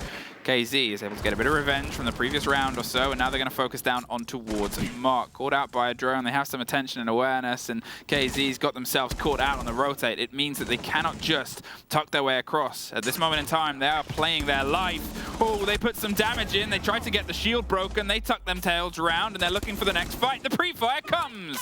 Mark gets some revenge, he's right by a drone hole, and DCH is here, offering some moral support, but unfortunately it's not enough. Oh, it just might be! A bit of revenge and a bit of a pull back. They at least keep the body balance even. There is Volps and KZ gone. They still have Hertz to potentially lead through with the Iana, and they still have the fabrication of hard breach that's going to pop on the opposite side. Sapper's in a dangerous position. He's playing a bit of a risk here. If he can get the swing round, it could be deadly. If he's droned, it might not last so long. No, for sure. As soon as he gets droned, there's basically no safe route out for him anymore. So just a simple drone would be sufficing. Ooh, Julio, are you going to check this? Yeah, that's a player, but he managed to rotate out just in time. So he's going to be in some sort of safe ground now. But it will allow the W7M members to start moving up towards construction and actually put up the pressure onto the side because there's no one in gym. JV92 holding onto the windows, just misses it, but Sapper does not. Swings back round, Hertz tries to get some revenge, but lost out on the pre-fire fight. Julio does finally stop it. But now Julio is on, once again, the wrong end of a 1 versus 2 clutch. He was able to pull it out before. Got the plant on the bed and then put the pressure from the rest of the round. But here, what can he do? 40 seconds is a bit of time and a bit of wiggle room. Onigiri and DCH, though, they're two operators that give themselves a lot of intel potentially on the backboard. And you know that Mr. Punch and Zapper are watching a bubble apiece. You can see the one on the top. They know exactly that the player is here. There is Jim and there is a Maestro bubble that's making things so awkward and uncomfortable for players that aren't even there at this moment in time. They've pulled themselves back. They're peeled round. There's one on the back end. I'm not even sure where the other has got themselves tucked in. Oh, there they are. And there they go. Dropped, lost the aggressive swing. It's 10 seconds left. They're going for the plant. DCH, he hears them pull off. They've still got the cam. They've still got the intel. They've still got the read. There's the second pull back. 5 seconds. He's waiting. He's pulled back. He's rotating around onto Jim. And he's out of time. Didn't quite want to stick the plan there. He knew that as soon as he was going to, or as soon as that clock hit 0, he was going to be pushed and there was nothing he could do. So decided to go for the gunfight instead, but sadly not biting on Elevate's side, which will leave them with an extra round and put themselves up 4-2. 3 rounds consecutively won by them here, but now the round swap or side swap will come through, and that means they'll be on the attack against W7M's defense. This is where it also needs to connect. They cannot stop putting up this pressure now. Because if W7M manages to get back into it, if they take those next 2 rounds, it's going to be a very difficult second half for Elevate. Now's a moment for surprise. Obviously, this is where the coin flips. If I'm going to talk about W7M not really having a huge amount of intel to go on based on what Elevate like to do, it's kind of the opposite right now. W7M, there's loads of footage on this map, and there's footage of it played at the highest possible level. So, Elevate, what have you been able to piece together? You've still got to win it out. Knowing is half the battle. The other half is a battle, and the ability to swing guns into your opponent's face. That is the pressure. That is that point for Elevate, and that is where we're going to have to see if they can try and keep that pace going. Sapper and Mr. Punch are having phenomenal games, but they might need a third effect to come in here. Yeah, we spoke about it the previous time these two teams met. It was Onigiri that, you know, needed to step up a little bit earlier to give themselves a good fighting chance. But you can say the same about DCH or Mark at this point. If just some one of them is going to be able to connect even more, that could be enough to land Elevate this map in their pockets. As a spawn peek attempt was quickly averted, by the way. Hertz was trying to peek in from New Blue, but instantly got some rounds back his way, so he decided to fall off, and that allows Elevate to play with a bit of more freedom now and less concern, because I don't think they're going to be trying to go for another spawn peek right away. Holding themselves in, getting some attention paid towards Dirt. They know that there's a play around there roughly, or they might have some idea based on audio, but that mute jam is going to stop anybody getting the true read in. They're hoping to maybe get a catch on an ankle or two, but otherwise there's nothing too thrown in their favor. Elevate sometimes can be a bit slow and cautious on their approaches here, and it gives w7m time to think, but also time to stew. They're ready to utilize their utility at the correct time. They still have a pocket ADS for a reason, but they also have a couple of C4s and a couple of impacts. So the longer the game goes on, the more dangerous those become. I just have to say, we had a Dokkaebi ban in the last map, and Onigiri might be here to show as of why. there's an MK14 on that operator. He loves these DMRs, but also the ability to lock anybody, dead or alive, out of their cameras. And that might be crucial if they want to go for an approach, for an attack to, well, stop any piece of utility that might be remote controlled.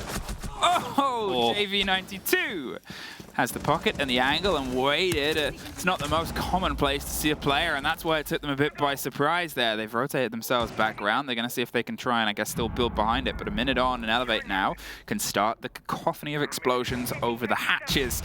They're putting the pressure onto Kitchen. You assume Moto will get popped open as well to give themselves the width to do this. The push and the breakthrough onto Church itself. Those Selmas are going to get muted out. They're not quite going to be able to pop off, and well, there's not really anything to get rid of those apart from some pressure from above.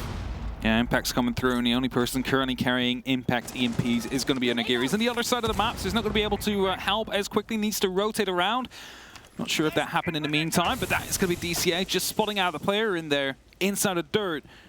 They know that is going to be another problem they will need to deal with here as Keys is leaning back into the fight, blows up a C4, doesn't get a kill, but JV92 will.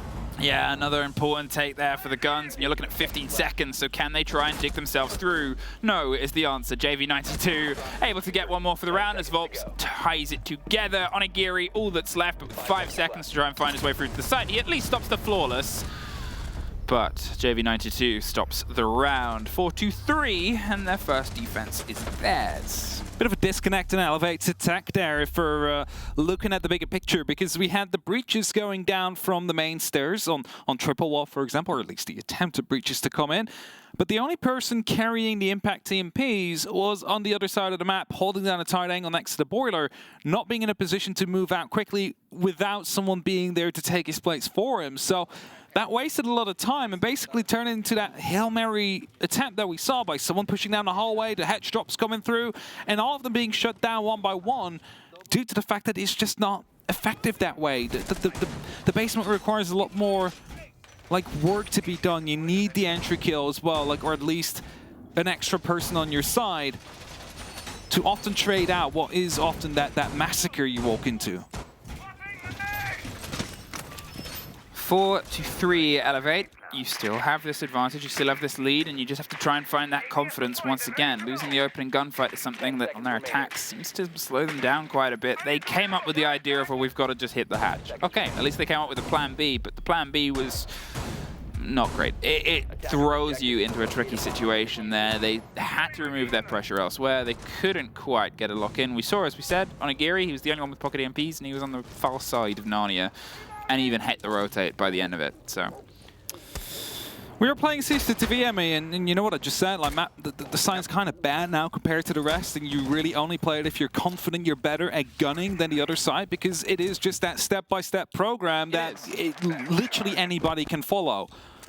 Which makes it so dangerous to use as a defensive map now, or defensive side, Skis is the first one to fall after. Oh, why is he in front of the open breach? That is weird. Instantly on the open breach. Hertz might have himself caught out a little bit. If DCH is aware, it's impossible to rotate out of kitchen. At that point, you're just trying to survive for as long as possible, but you also hold a player out of the engagement. However, if this locks itself into the 5 versus 4, if KZ does not get picked up, he does, it can be a bit of a dangerous trade-off. Julio almost gets caught out on the rotate background. JV92 is waiting for the fight from range, looking for the angle. Hertz does find DCH though.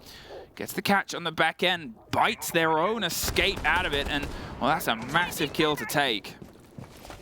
They weren't aware of the fact that Keys had been down, as Mark is going to be able to find a kill on the opposite side of that top floor. And there's phone calls coming through right now. That means all the cameras are off. Everybody's having that ringing sound in their pocket. So if you were hiding before, well, you no longer are. They will be aware of your position. Zanagiri is fully aware of someone being out there, but JV92 had these sixth sense tingling and is rotating back up quickly. Yeah, that's siege timing, and 4K right there just pulls back, and they've gone for the rotation round and the pressure onto the back end. They have the 2 big breaches, and you sort of do this sort of take if you don't think you can convincingly get control of Garage. It means things can become a little bit more spicy for the player in that situation.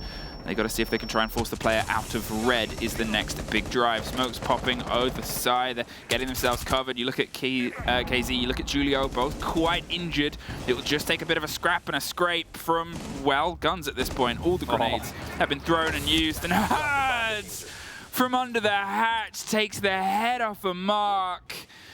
And I said it could have been big that he was caught out inside kitchen, and he's proven that the escape is the bigger part. The pings came through. Sapper couldn't quite get the connection. 30 seconds. And they're trying to drive the kit into the site.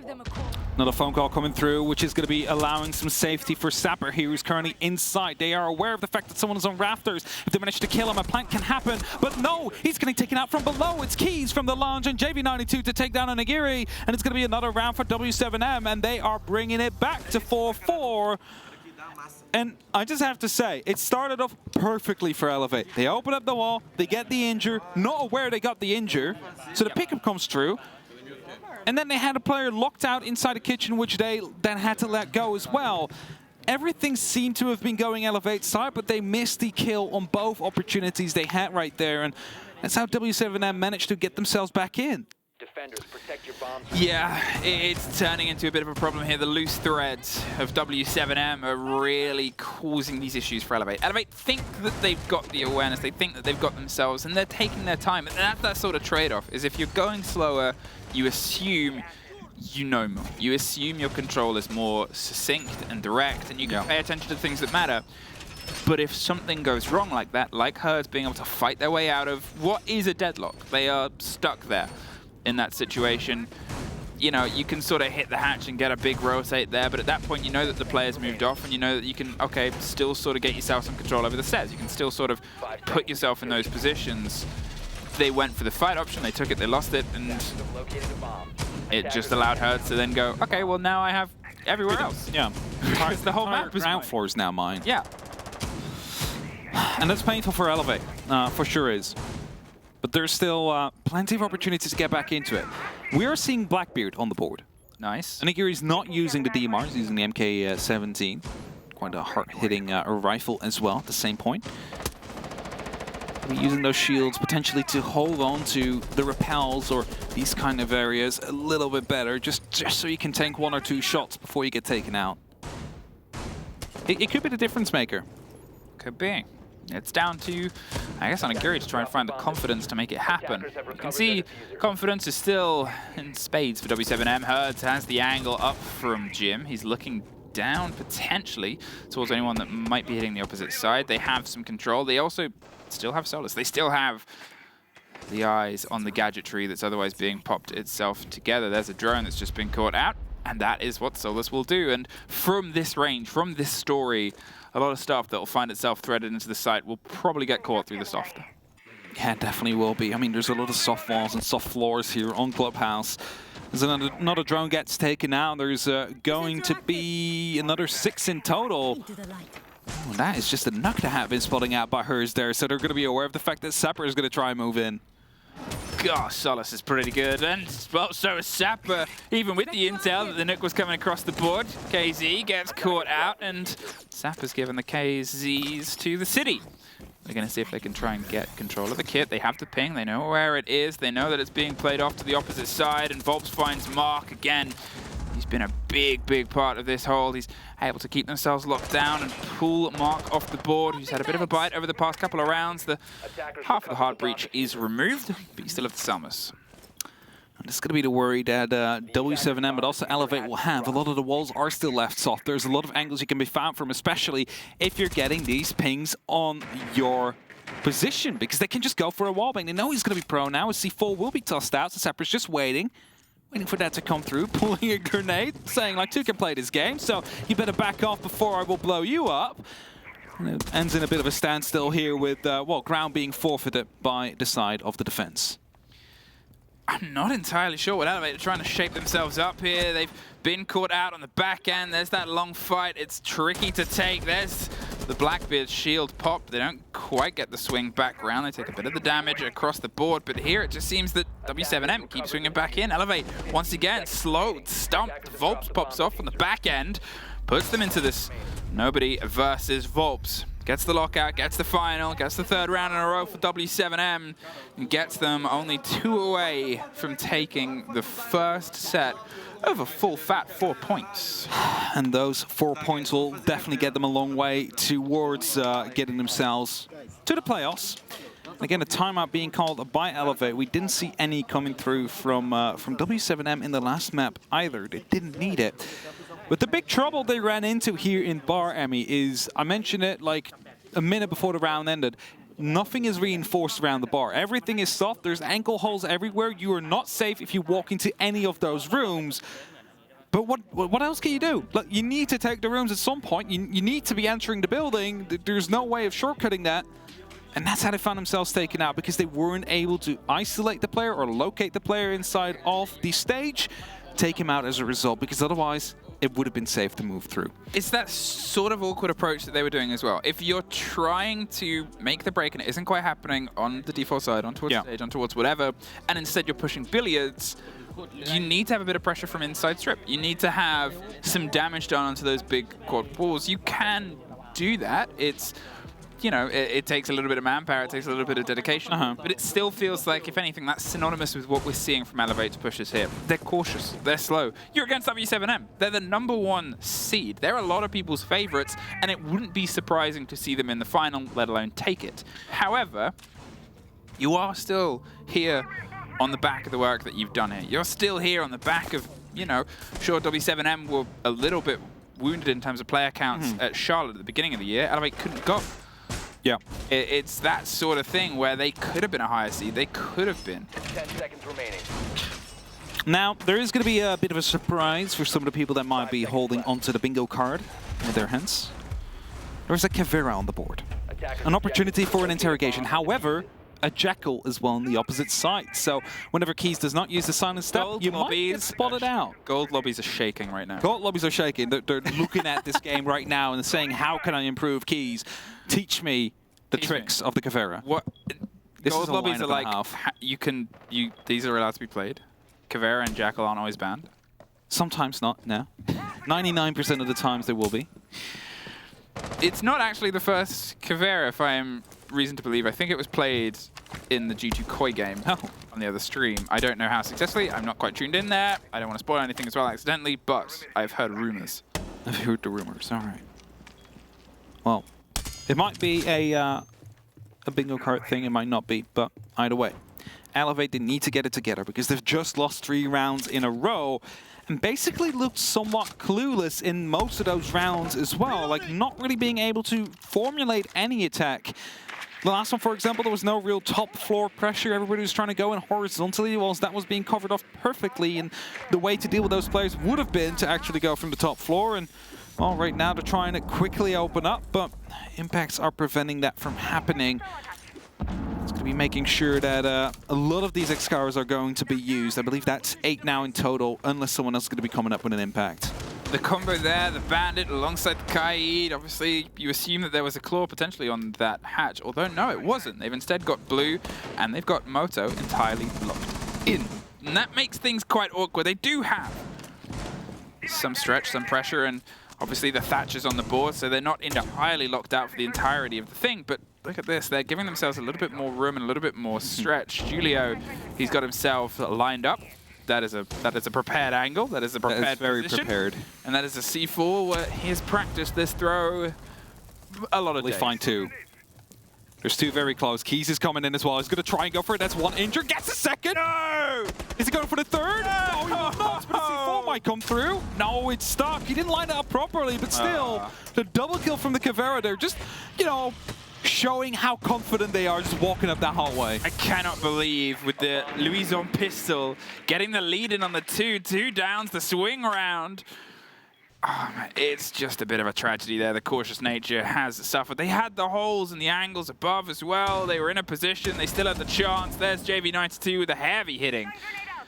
Pockets of Kaid, seeing if they can try and stop the drop. It comes round and tucked quite closely. It's been a bit of a slip through the C4. That one definitely connects, and Mr. Punch is left watching down the long angle. DCH gets caught on his drop on the kitchen hatch as well, and well, he's at least able to get one before the door gets shut, and it might be closed and locked. 6-4. It's not looking good for Elevate here in the slightest. I mean, just the Kavera walking in and getting that double kill. I mean, that could have happened with any gun. That's not specific to the Kavera in that case, but that just shuts down a lot of the approach. And what did we see from Elevate after that happened?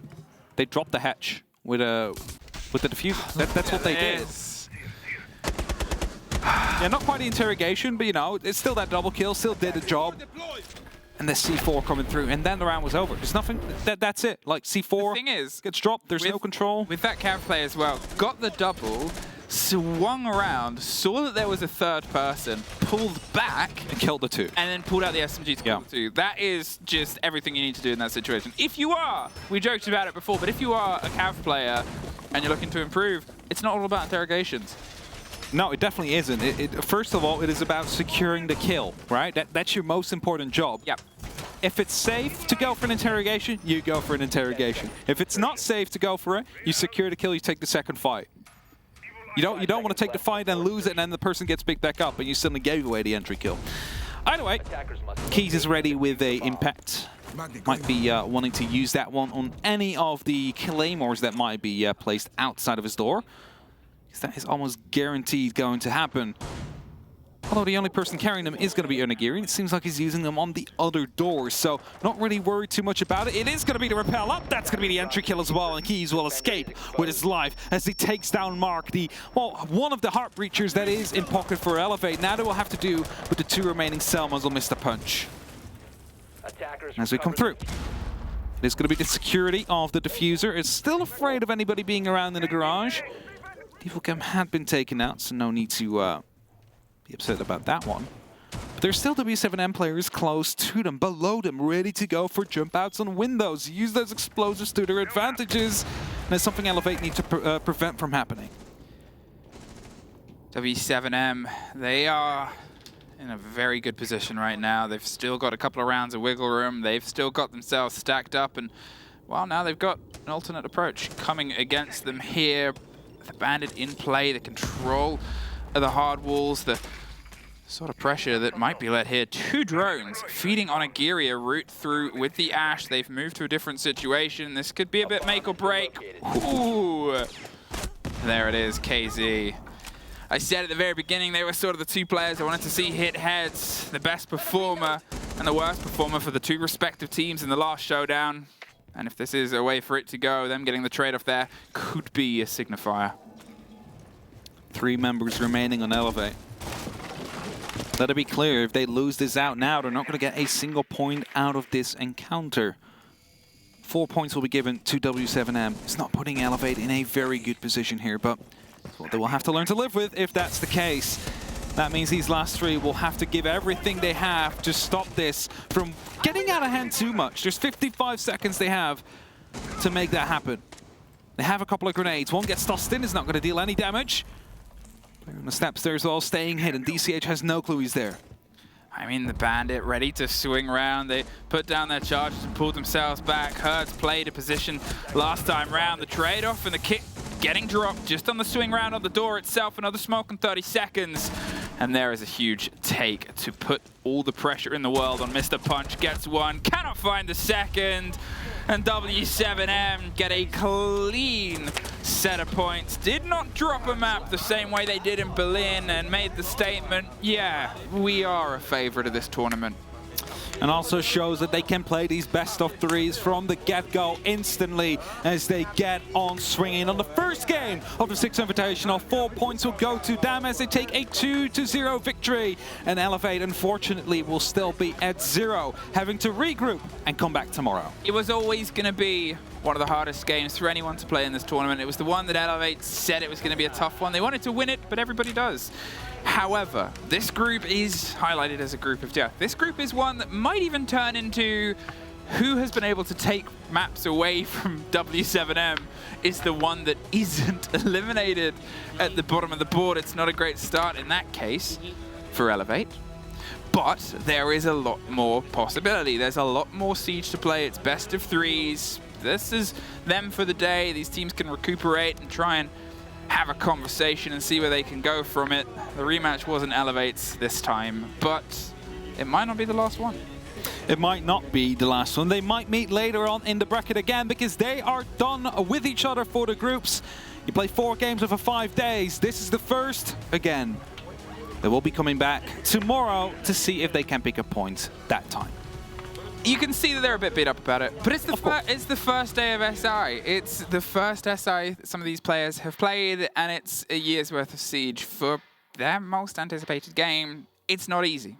It's not easy for anybody's money. And, well, it might be easy for our analysts. Oh no, wait, they're both Apex South. We'll throw it to a quick break before we're back with the desk to break that game down.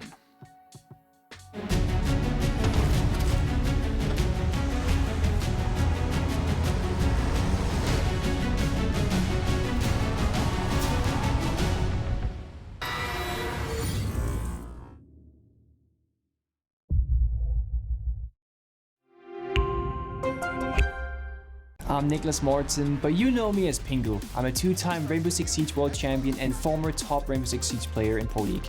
Welcome to my Siege Ranked Bootcamp. We're talking 20 seconds left on the clock, you got the diffuser in hand, what do? Play the way that you're comfortable with, because you have confidence when you're in this position, that is when you're gonna be at your very best. Good luck.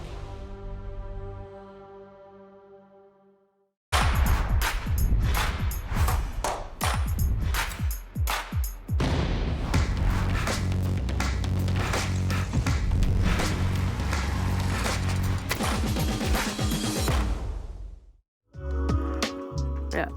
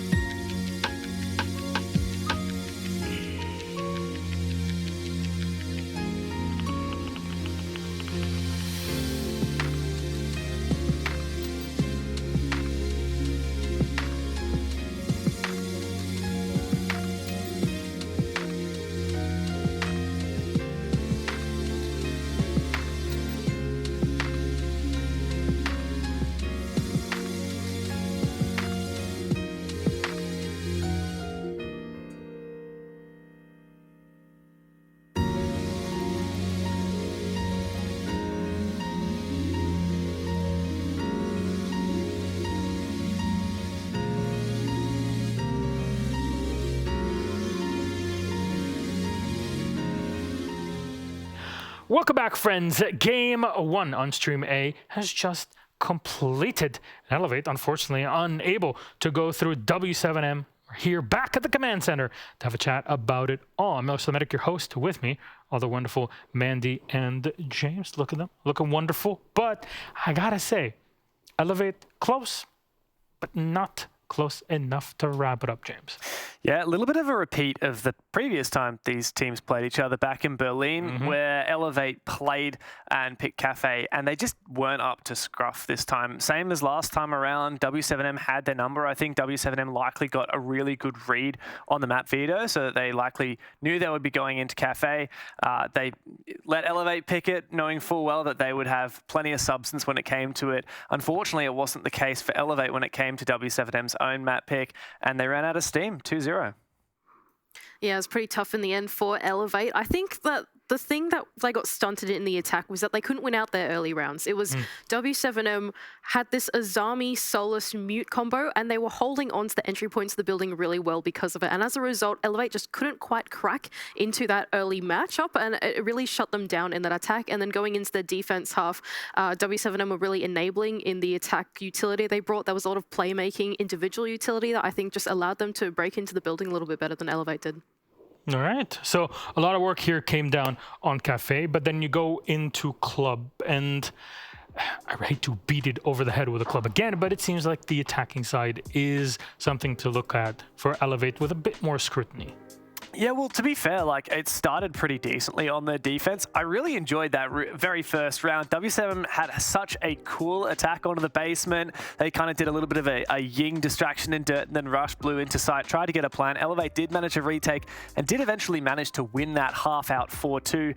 But as you alluded to, when Elevate switched onto the attacking side, they had absolutely zero substance, and they lost 5 rounds in a row to then lose the series. Does the W7M style carry on to the second map? Because you talked about flexibility when we did the pregame, and in map 1, is it still the same? So that's a big point that I was going to go on about, right? Kafe and Clubhouse, very different maps. Clubhouse, you need to be more diligent, especially because Maverick got banned out, so you have Thatcher. That means when you have Thatcher, you got to play the mini games on the wall. It means you need like 3 or 4 people on the wall. You just generally need to get more done to get things open, right? But the thing was, once they switched onto their defending side, the philosophy that W7M brought was quite different to what Elevate brought. Elevate was sort of torn between playing their strat and then be in the right place at the right time.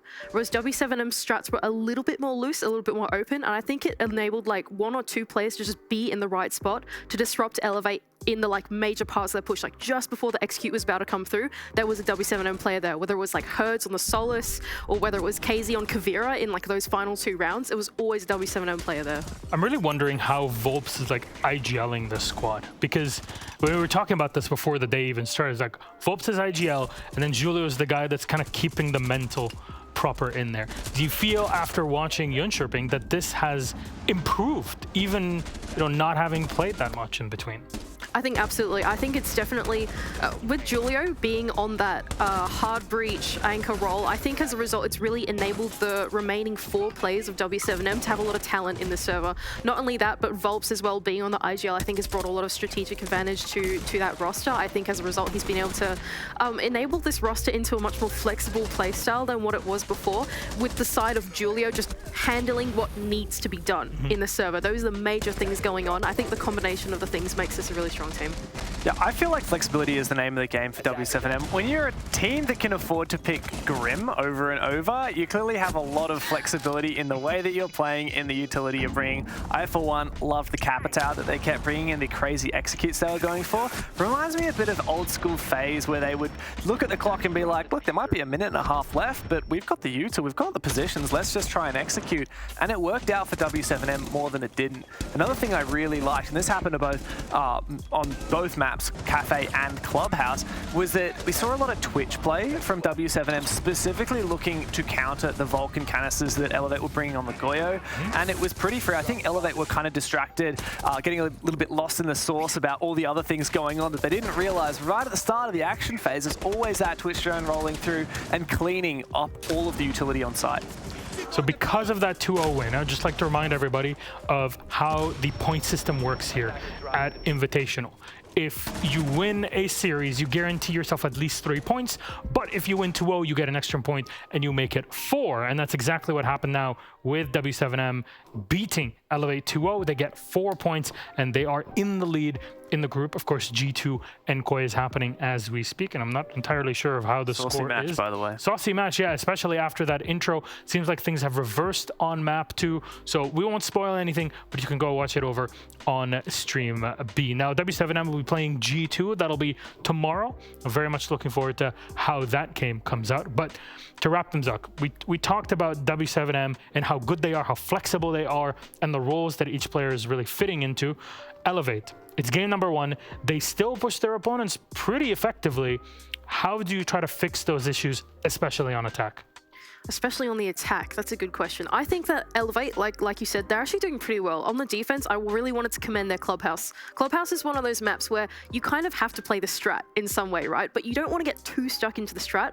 Otherwise, you're going to have players that are not quite in an active position or in that strategy, right? They're not going to be actively contributing to that round, stunting the attack. And I think Elevate found this really great balance of playing off each other and just being in the right place at the right time while also playing their strategy.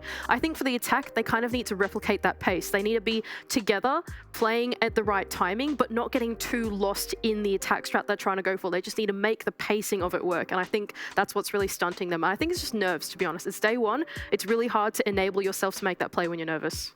I think Elevate are struggling a little bit with their map pool at the moment. They've got some maps that they're really, really good at, and I think that the fact that W7M have the ability to ban 2 maps before Elevate gets a pick. You know, we've had different ban formats at the over time, and I think this format where W7M could just ban Elevate's 2 best maps. It does punish teams that have a smaller map pool, and I think Elevate probably fall into that category right now, particularly when their Kafe, which is meant to be one of their best maps, they consistently struggle against W7M and potentially against other big teams. I wouldn't be surprised if we do see them continue playing Kafe during the tournament and looking to fix it, and perhaps when they're playing less strong competition, it might work out. But there are no free games in their group, that's for sure, and they really need to get to work on those Clubhouse attacks. Otherwise, this map that they've been hiding and trying to surprise is not really going to find its feet. You need to have a good attacking side.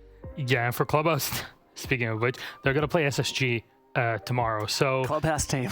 Yeah, so that's it's going to make it more complicated. It's like going up against BDS or Wolves on Clubhouse. Like, well, you don't really know what you're going to get. They're going to be good at it, proficient anyways. But that's the first matchup of the Invitational. We kicked it all off, and I don't know how many dozens of games we're going to have. I'm going to have to recount that off camera, but it's a very good way to get our show started. 7-4, 7-4 between Elevate and W7M, and W7M picking up 4 points. James, Mandy, is there anything else you'd like to add? We're kind of free in time here before we put up the B-Stream feed, so what do you think? We're good? Good game, honestly.